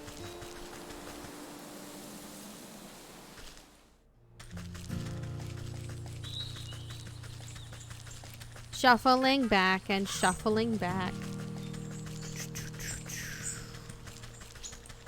No, bad turkey.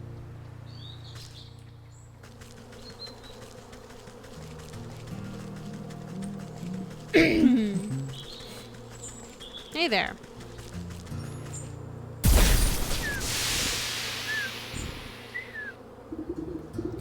You sneak! Do you honestly believe that your little puff of smoke can... The queen fans herself lightly as the world begins to push and pull all around her. Does anyone else feel a little hot? Anyways, as I was saying, you can't just... The sparkling sun bears down on the queen, like a warm summer's embrace. My, look at all of these beautiful colors. Have they always been so bright? The queen bee stretches her arms across the sea of flowers, brushing the tips of their petals gleefully. She arcs her limbs to the myriad of colors swirling about her head. It's gorgeous! Oh, and what's that delicious smell? Crackling into the waxen halls of her hive, the queen pulls out a golden honeycomb. She proceeds to messily stuff the honey into her face. Delectable. Oh, it's so good. You simply have to try some, my dear. I've never tasted anything so delicious in my life. She offers up a sticky handful to you. Why, thank you, my queen. Take it. Get the fuck out of here. Get the fuck out of here. I don't want to be there when she wakes up. Goodbye, everybody.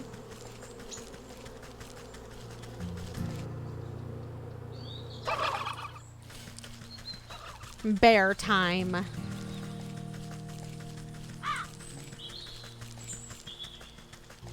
We do be shuffling from place to place. This is not that kind of game, Curb.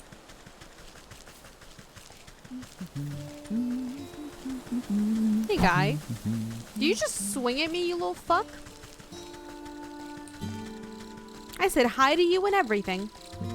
Oh. Beautiful.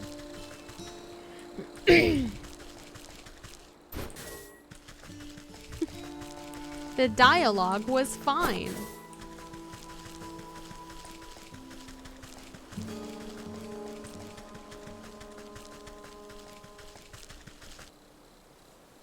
Shuffle, shuffle.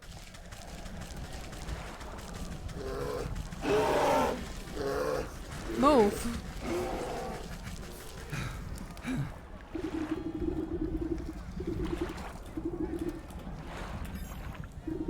Here, this ought to shield you from harm, for a time. He grins nervously as he puts the charm around his neck. Then he clobbers himself in the face with his own fist. Wow, you weren't kidding. Haha, though that's nowhere the kind of punishment the bear can dish out. I better find some more stuff to test it out with. Then I'll give that bear a piece of my mind. He stumbles off into the camp to find other objects to try against his newfound protection, leaving the bear's tent unattended. Excuse me. First of all,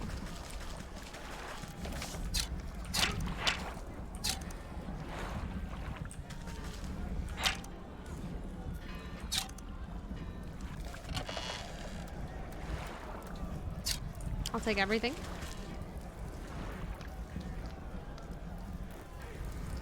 Perfect. Put the honey in. Put the metamorphosis elixir in. Put the teddy bear in. You overturn your palm and the stuffed bear splashes down into the concoction. The addition of the final ingredient, the brewing equipment is sealed and set to work. Steam hisses from the rivets and its swollen metal belly clanks and rattles. Before long, the waggling fingers of the gauges and dials settle down, indicating that the brew is complete. You give a quick sniff test and recoil at the sickeningly sweet vapors. You push an empty wooden keg under the contraption's spigot and crank the release valve. The brewery strains under the pressure and fills the keg with chunky, oozing fluid. May not be the finest honey mead around, but hopefully that great raging galoot won't stop to notice the difference. Take the keg. Hey, guy.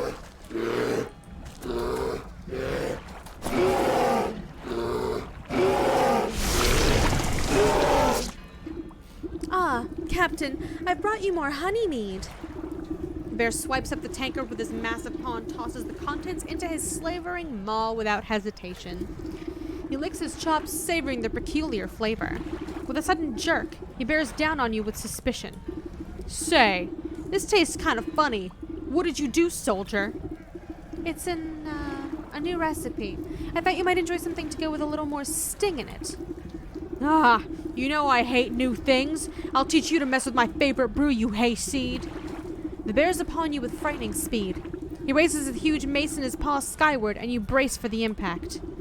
With an equal measure of speed, the sergeant leaps between the crashing mace and your head. You peer through your fingers as a great clang resounds through the camp. The bear roars furiously as his blow is magically repelled from the sergeant's talisman. Mace goes spinning and out of his paw and falls into the lake with a great splash. He gapes, dumbfounded as the sergeant stands before him completely unharmed. Huh, that'll teach you to pick on us, you big oaf. This has been a long time coming. Sergeant wags his finger at the bear. Who do you think you are, huh? You think you're so big and tough with your fancy feather hat and your big honkin' club? Well, look at you now. The camp soldiers gather to witness in stunned awe. Miraculously, the bear seems to shrink in the face of the sergeant's onslaught. If it was up to me, you'd be dishonorably discharged for disorderly conduct. You're a disgrace to the uniform. You're no captain of mine. With fear welling up in his eyes, the bear shrinks and shrinks until he's reduced to the size of a small cat. And another thing. What's happening? In place of the bear's drunken grimace is the stitched smile of a doll's grin. Two button eyes stare back at the disapproving faces surrounding the little plush toy. Sergeant takes a step back to reveal the small shape of a stuffed teddy bear where the brute once stood. Your transformative potion has finally done its work. Gee, I guess I overdid it? He scratches his head in befuddlement, but seems genuinely relieved. Hey Sarge, I guess that means you're in charge now, right? Oh, yeah, I guess it does. Well, what are you all standing around for? The camp's a mess. Let's get to work. That's my soul now. You pick up the diminutive doll and brush some sand out of its fur. As you inspect it further, its head lolls to face you. Far within the glassy Far within the glassy surface of its button eyes, you can barely make out a tiny crimson flame, the trapped soul of the bear. This ought to be what the old goat is after. I hope he's happy. All right, we can do one more today. We're gonna go to the ox. We're gonna do one more, and then that's it for the day. We've been live for 3.5 hours, and my throat's kicking. It's very scratchy. There's a lot more dialogue in this game than I thought there would be. So I did not prepare.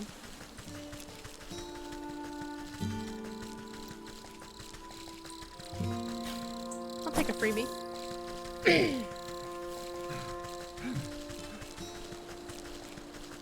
Okay. Oh, he's gone. Still can't loot the cart though. All right. We're gonna go to the ox's farm. Let's see what's over there. We haven't been there yet.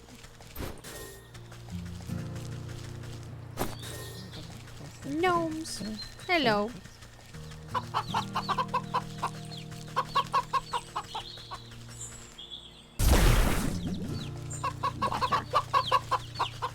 Egg. Eggs.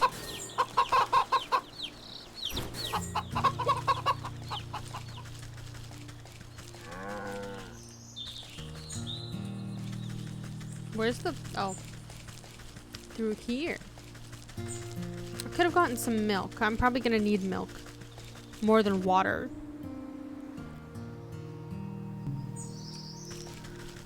Okay. Hello, hello. That's looking good. That's what you get.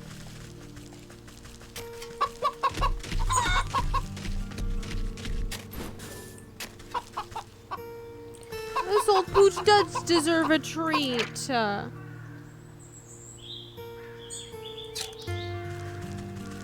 wish I could give him a treat without drugging him. That would be nice.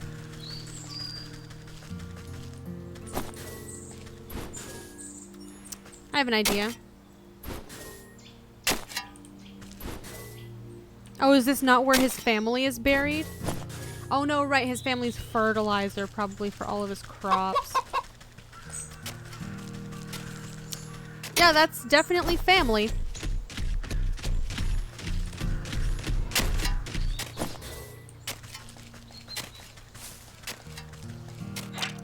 Scarecrow. Sorry, I'm just digging up your shit. Give me a minute. Don't look at me. You're fine. Don't come over here. Wait, there's more chickens. There we go. Okay. Hello? Hey, this is private property. What are you doing trespassing on my land? Why, I just came to admire the glow of your crops, Master Ox. I heard you produce the most bountiful produce in the land. Ah, well, you heard right. I work day in, day out till my hands are raw and my back is broken, but you won't find a finer farm anywhere else. You're sure to take the first prize at the Harvest Festival again. You and your family must be so proud. The ox spits on the tilled soil. Ah, those lazy louts never understood the pride and joy of devoting oneself to the land. What good's a family that gripes about hard labor? We'd have never won any of those competitions if it wasn't for my sacrifice. Where is your family, then? I can't help but notice you're working all by yourself. If you must know, those damnable bandits out by the south bridge stormed in the place one night and stole them away. Bandits? You don't seem very concerned about getting them back. Ah, I'm better off. For all I know, they could have already been ransomed off for fertilizer. But if you're so worried, why don't you go talk to those bloody brigands yourself? Now get your big nose off my fields or I'll toss you in the compost heap. Like you did your family? Okay. It's bandit time. Hello. They're gonna kick my ass. I tried to go over there and they were not friendly. Where are they?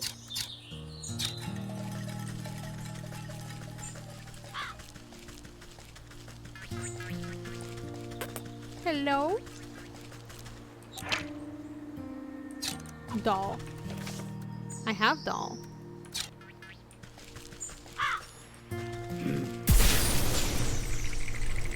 That's right, bitch. Ah, sly old fox. How'd you manage to get your creaky bones past me grunts? My mooks must be getting fat round the waist to let you slip by so easily. Never too old to teach some youngins that hands are better left out of people's pockets. Next time I catch one of your thugs rooting for gold, they'll have to recount their fingers. Nah, ain't afraid of nothing, are ya? Let me be the first to welcome you to our merry camp, though I suspect you didn't come just to scold us. What do you know about the ox who works for the southern fields? He told me his family might have come through this way. My throat hurts so much. Oh yeah, we know all about the ox. We also might have seen that family of his. But on the other hand, maybe we didn't. What's it to you? Listen up, you big lug. That information is just about the only thing stopping me from changing the whole lot of you into stinking chickens. Alright, Granny, no need to get upset. He was just playing games, you know? Yeah, we seen the family. A boy and his mom, if I remember. Always walking in that big ox's shadow. Always looking afraid of him, too. So you didn't kidnap them. Where are they now? You know, you remind me of my dear old ma. She didn't take no guff from no one neither. She used to bake the most delicious meat pies. I sure do miss her cooking. You bitch. Me and the boys have been awful hungry lately. Thieving's hard work and crime doesn't always pay. Say, do you know how to bake? I even got ma's pie recipe right here. Who knows, on a full stomach I might even remember something about that missing family. You bitch. Okay. Pie. Okay. I'm gonna need one of these. To make one of these. Then I'm gonna need one of these. I need more milk. And another crow. Alright.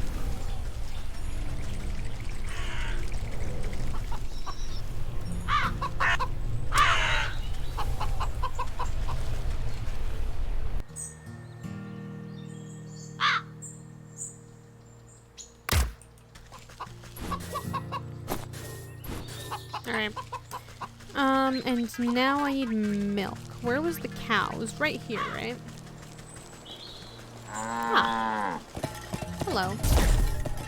Thank you.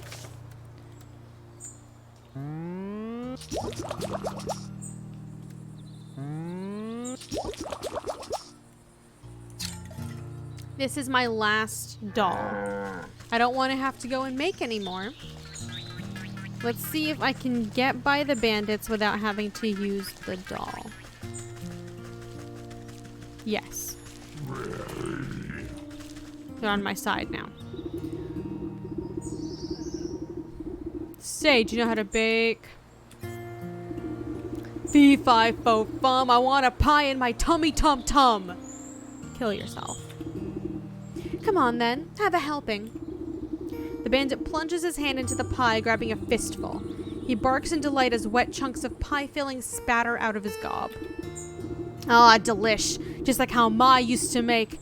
But something's different. Takes a small black feather from between his yellowed teeth. Is this crow? I figured you could do with a serving of humility. The gargantuan man's lips begin to quiver. Great watery tears well up in his beady eyes. What's the matter, dearie? Are the spices too strong? Nah, it ain't the spices. It's just... He deteriorates into great shuddering sobs that shake the camp. Ma always said I was a bad seed, said I weren't good for nothing but eating and thieving, but all I really wanted to do was dance. I was gonna make the greatest dance troupe the world had ever seen, had a name and a mind and everything. Pick at the leaping pockets. But I ain't been doing nothing but taking, always taking. Ooh, Ma was right, I'm a bad apple. Come on now, dry those eyes. You're not all that bad. He snorts a dangling glob of snot back into his nose. You really think so? You gently reassure him with another helping of pie. Of course not. You're gonna tell me all about the ox's family. Oh, right. Well, you see, we've been spying on that ox for years now. Every full moon he'd go out into his fields all by his lonesome. He'd howl at the sky. What was it he'd say? Oh yeah, he'd yell, Abraca corn cob. Abcraca corn cob. Sorry. Can't say abra. It's abcra. Then it always sounded like he got into an argument with someone. But there was never anyone else there, except that creepy old scarecrow of his. You pat the sniffling rogue on his stubbly cheek. That's a good lad. Maybe it's time to think about trading the daggers for dance shoes. He stuffs more handfuls of the crumbling pie between his blubbering lips. Yes, I'll do it. I'll dance.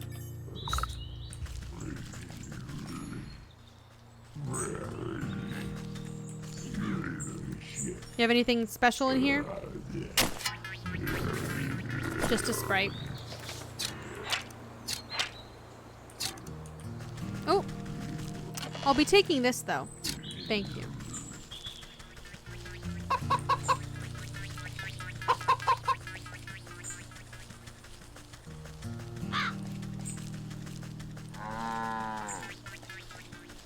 Time to go talk to the weird scarecrow. Hello?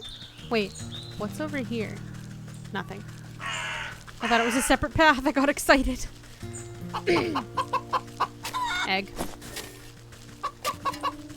Egg.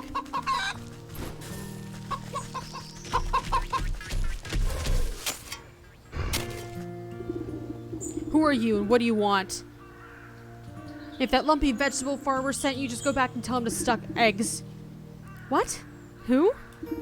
Oh, don't play all innocent with me. I know a spy when I see one. Get lost, turnip head. Well, I wasn't talking to you. This eerie simulacrum of a human sways in the breeze. Its lumpy face seems to leer down at you, as if expecting something. Ah, Abraca corncob? The figure creaks out against its pole so its vegetative head twists to look at you. It takes a wheezing breath, expelling a moth from its mouth hole. Hello. Yes. Have you come to strike a deal with the great and magnanimous Harvest Master? Ugh, no thank you. I'm involved in quite too many dark contracts with supernatural beings already. Why then have you summoned me? Has the ox made a deal with you, perchance? The ox? Why, yes. Terrible trade, I say, but a deal is a deal. What sort of trade? Does it have to do with his missing family? Yes. He said he wanted to win pretty prizes, grow the best crops, said he would give up anything in the world. So he offered me his wife and son, and I'm not one to refuse a bargain like that. Where are they? What did you do with them?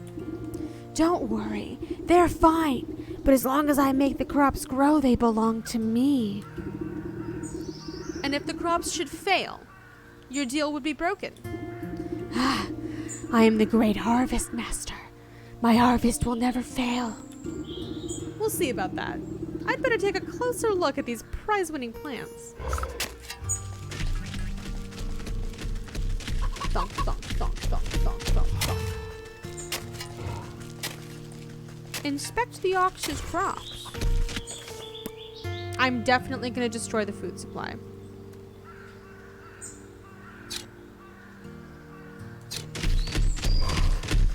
Get away from me, you fucking oaf. I'm inspecting. Oh. I take ye. Thank you. How am I supposed to... Oh, with my witch eye. A withering can. These stalks don't look so sturdy to me. A good herbicide ought to shrivel these right up. That'll teach that ox a lesson about proper agricultural practices. I'll need a sturdy enough vessel to hold the poison, though. Maybe I can convince that vegetal fellow to give up that nice big watering can of his. Dump, dump, dump, dump, dump, dump, dump, dump. I'm on a mission. There's a little doghouse. Well, I'm glad he didn't give up his dog. I'm glad he jumped straight to the family. Excuse me, sir. First of all, nope. Secondly, where's the old guy? Where is he? That's that. Ah. Hello, little gnome.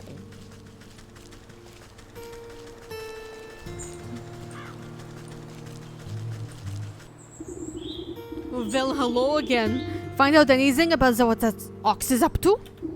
As a matter of fact, I have.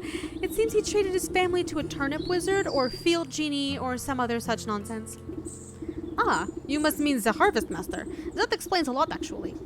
Bad business to get mixed up with that sort of fellow. The farmer nervously wipes his brow with the back of his leafy hand. Not that I would know anything about that myself. Listen, I don't have time to exchange farm gossip. I need to borrow your watering can over there.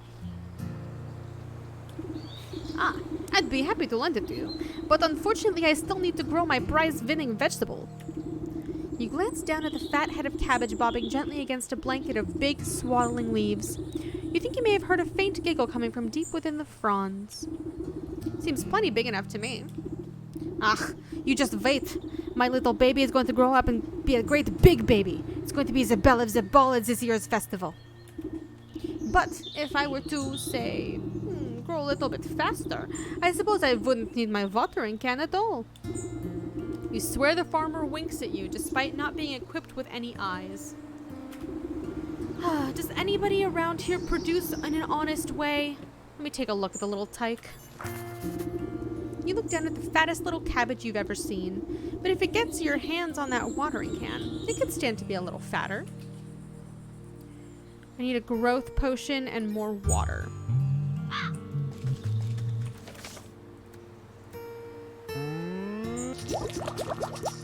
Okay.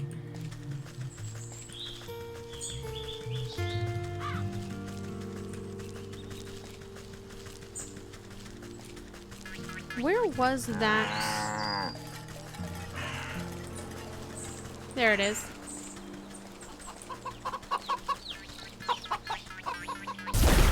Beautiful. How do I make a growth potion? Okay.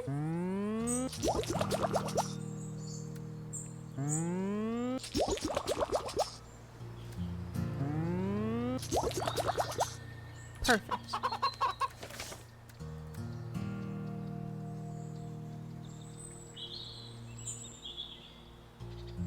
I didn't need to combine those, right? I just needed them. We got it, we got it.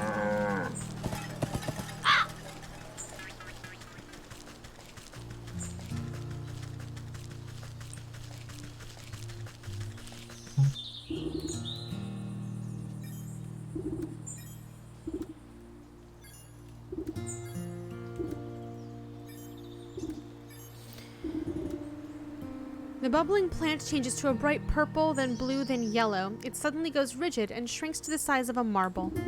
The farmer gasps in horror as his precious baby disappears back into the earth.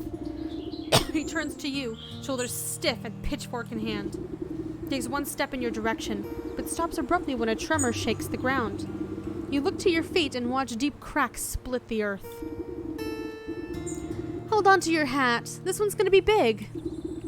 You hear a booming giggle echo from deep in the ground. The vegetal farmer falls to his knees, clutching his hat to his chest. In an explosion of leafy greens and flying earth, the bouncing head of an enormous cabbage erupts into the field. He's adorable. The farmer reaches out to it shakily.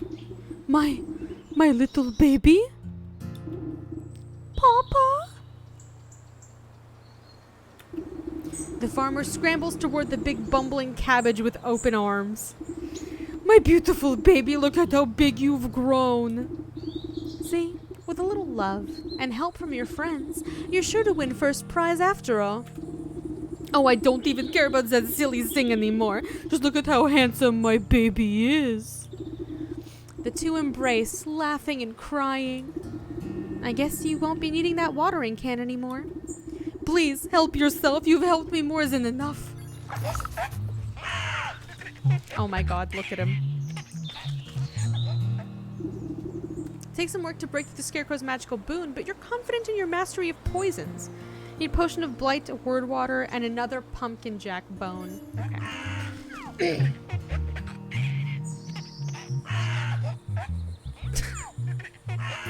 Jesus Christ.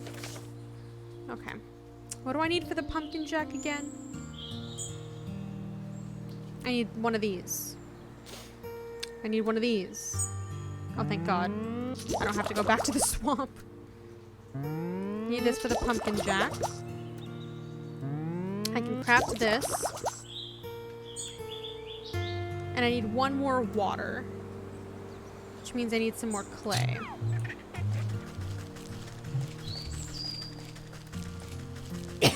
Bear with me, we're almost... Oh, actually there's clay right here. Perfect. Which means I can make a pot. And then... get some water.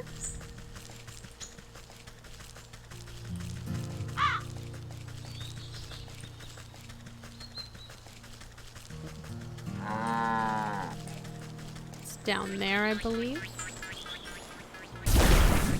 Perfect. Yes.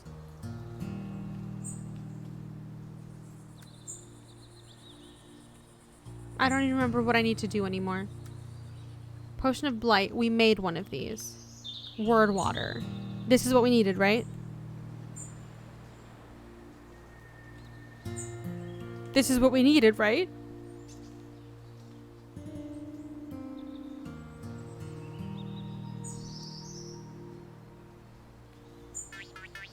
Word Water. Yes, it is what we needed.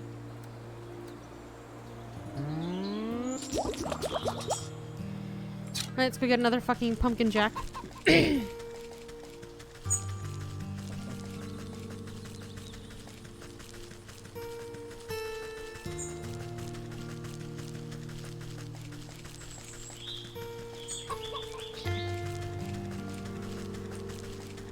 Oh, it's on the other side. I did not go on the bridge. Oopsie poopsie. Fucking turkey scared the shit out of me just now. Hey, bud.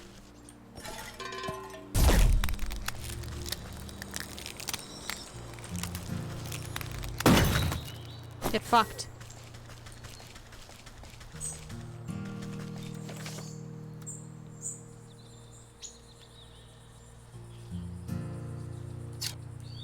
Okay.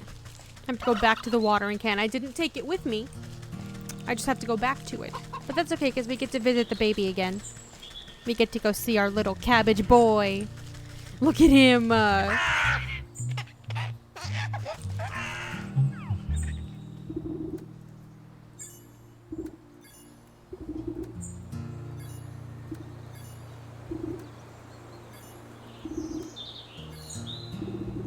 You find a hefty stick to mix all the ingredients together inside the watering can.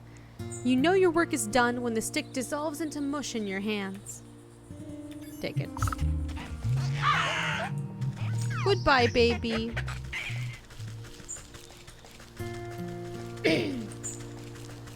I'm technically a midwife now. I suppose. Are you ready to destroy this man's entire fucking life? Because I am.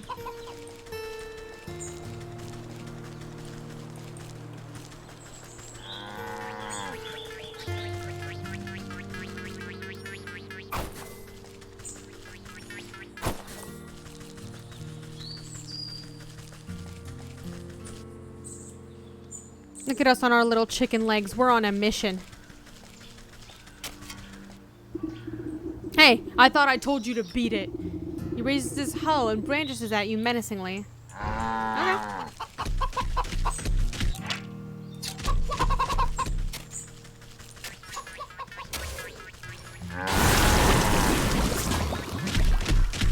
Fuck you.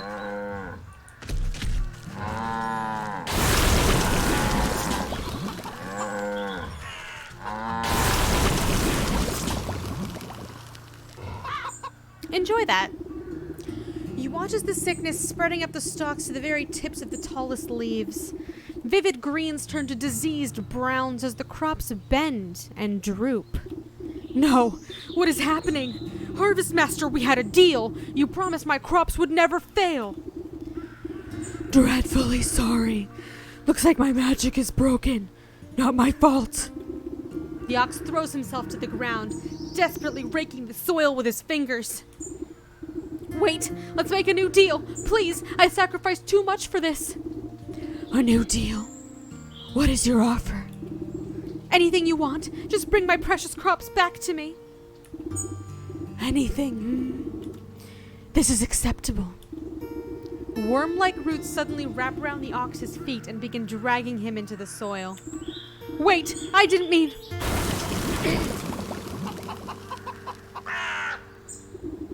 The dust settles over the spot where the ox once stood, as if nothing had happened.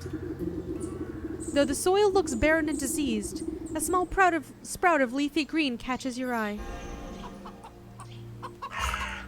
It be like that sometimes. Where the ox once stood, a green tendril has pushed its way through the earth. You watch a delicate blossom unfurl, revealing a stubborn, hard-shelled seed, the soul of the ox. The souls of the bear, leech, snake, and ox jostle in your satchel with fearful energies. That's that then. I'd better get these back home to the goat before he ransacks the rest of the place.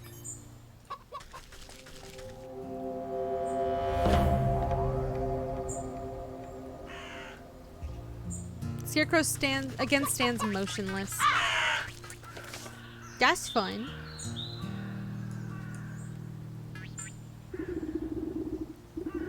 Standing at the front gate, the ox's missing wife and son blink in confusion as if they had just burst forth from the earth itself. Ma? What happened? Welcome back. I suppose you don't remember much. He really did it, didn't he? That stupid festival prize was worth more to him than us. Where is he? Where's my husband? Don't fret. I've already set things straight. He won't be troubling you again. And you've got this nice fertile farm all to yourself now. My son and I worked ourselves to the bone for that horrible man. Thank you for lifting this curse. Just do me a favor and don't make any deals with suspicious scarecrows.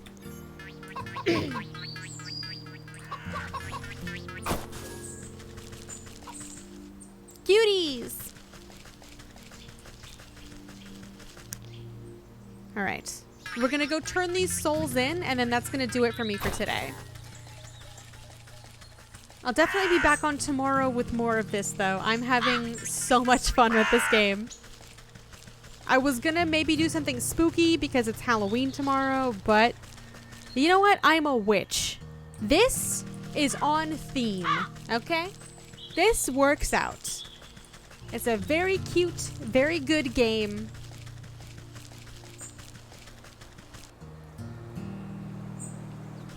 And that works for me just fine. I realized I could have taken the shortcut from there, but I forgot where it was. Just like I forgot where this one was. All the way over there. Okay.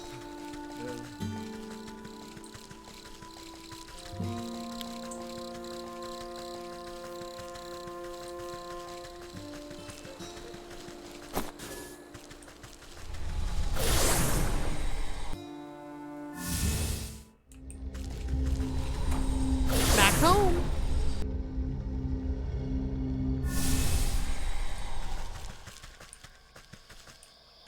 Everything seems just as I left it.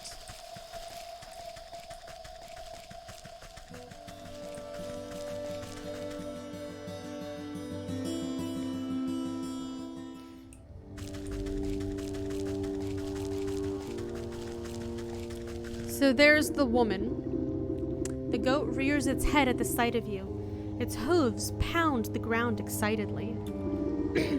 Most excellent. I can sense the presence of spirits about you. You must have captured the souls I have asked for. No small task, I can tell you that. Just what do you plan on doing with them? Oh, this and that. Nothing you must concern yourself with.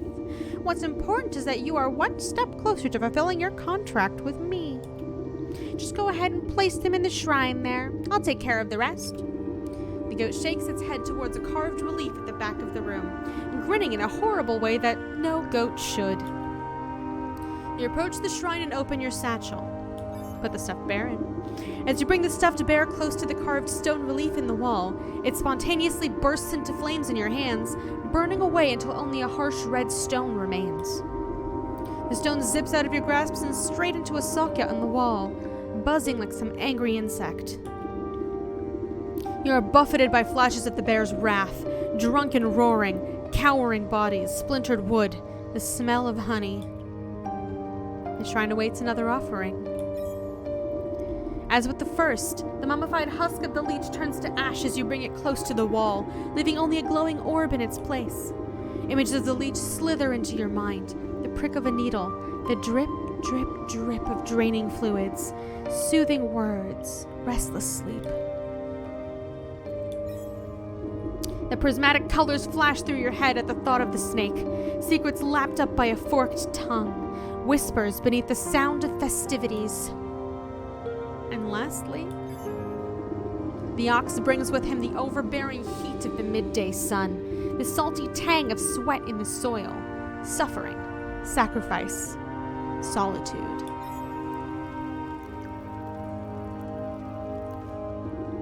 You step away from the shrine and its smoldering stones. Your burdens suddenly feel much lighter.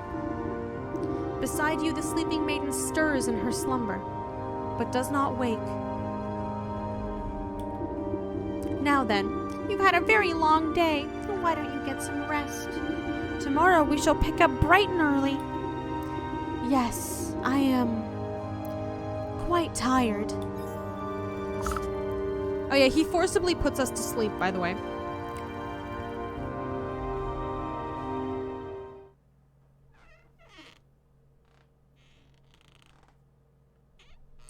And just like that, it's the next morning and the end of the stream. Thank you guys very much for coming with me on this journey today. I am really loving this game. I hope you are as well. We will be right back tomorrow with day 2 and probably 4 more souls of this game. Have a lovely rest of your day. Stay safe and I'll see you then. Bye-bye.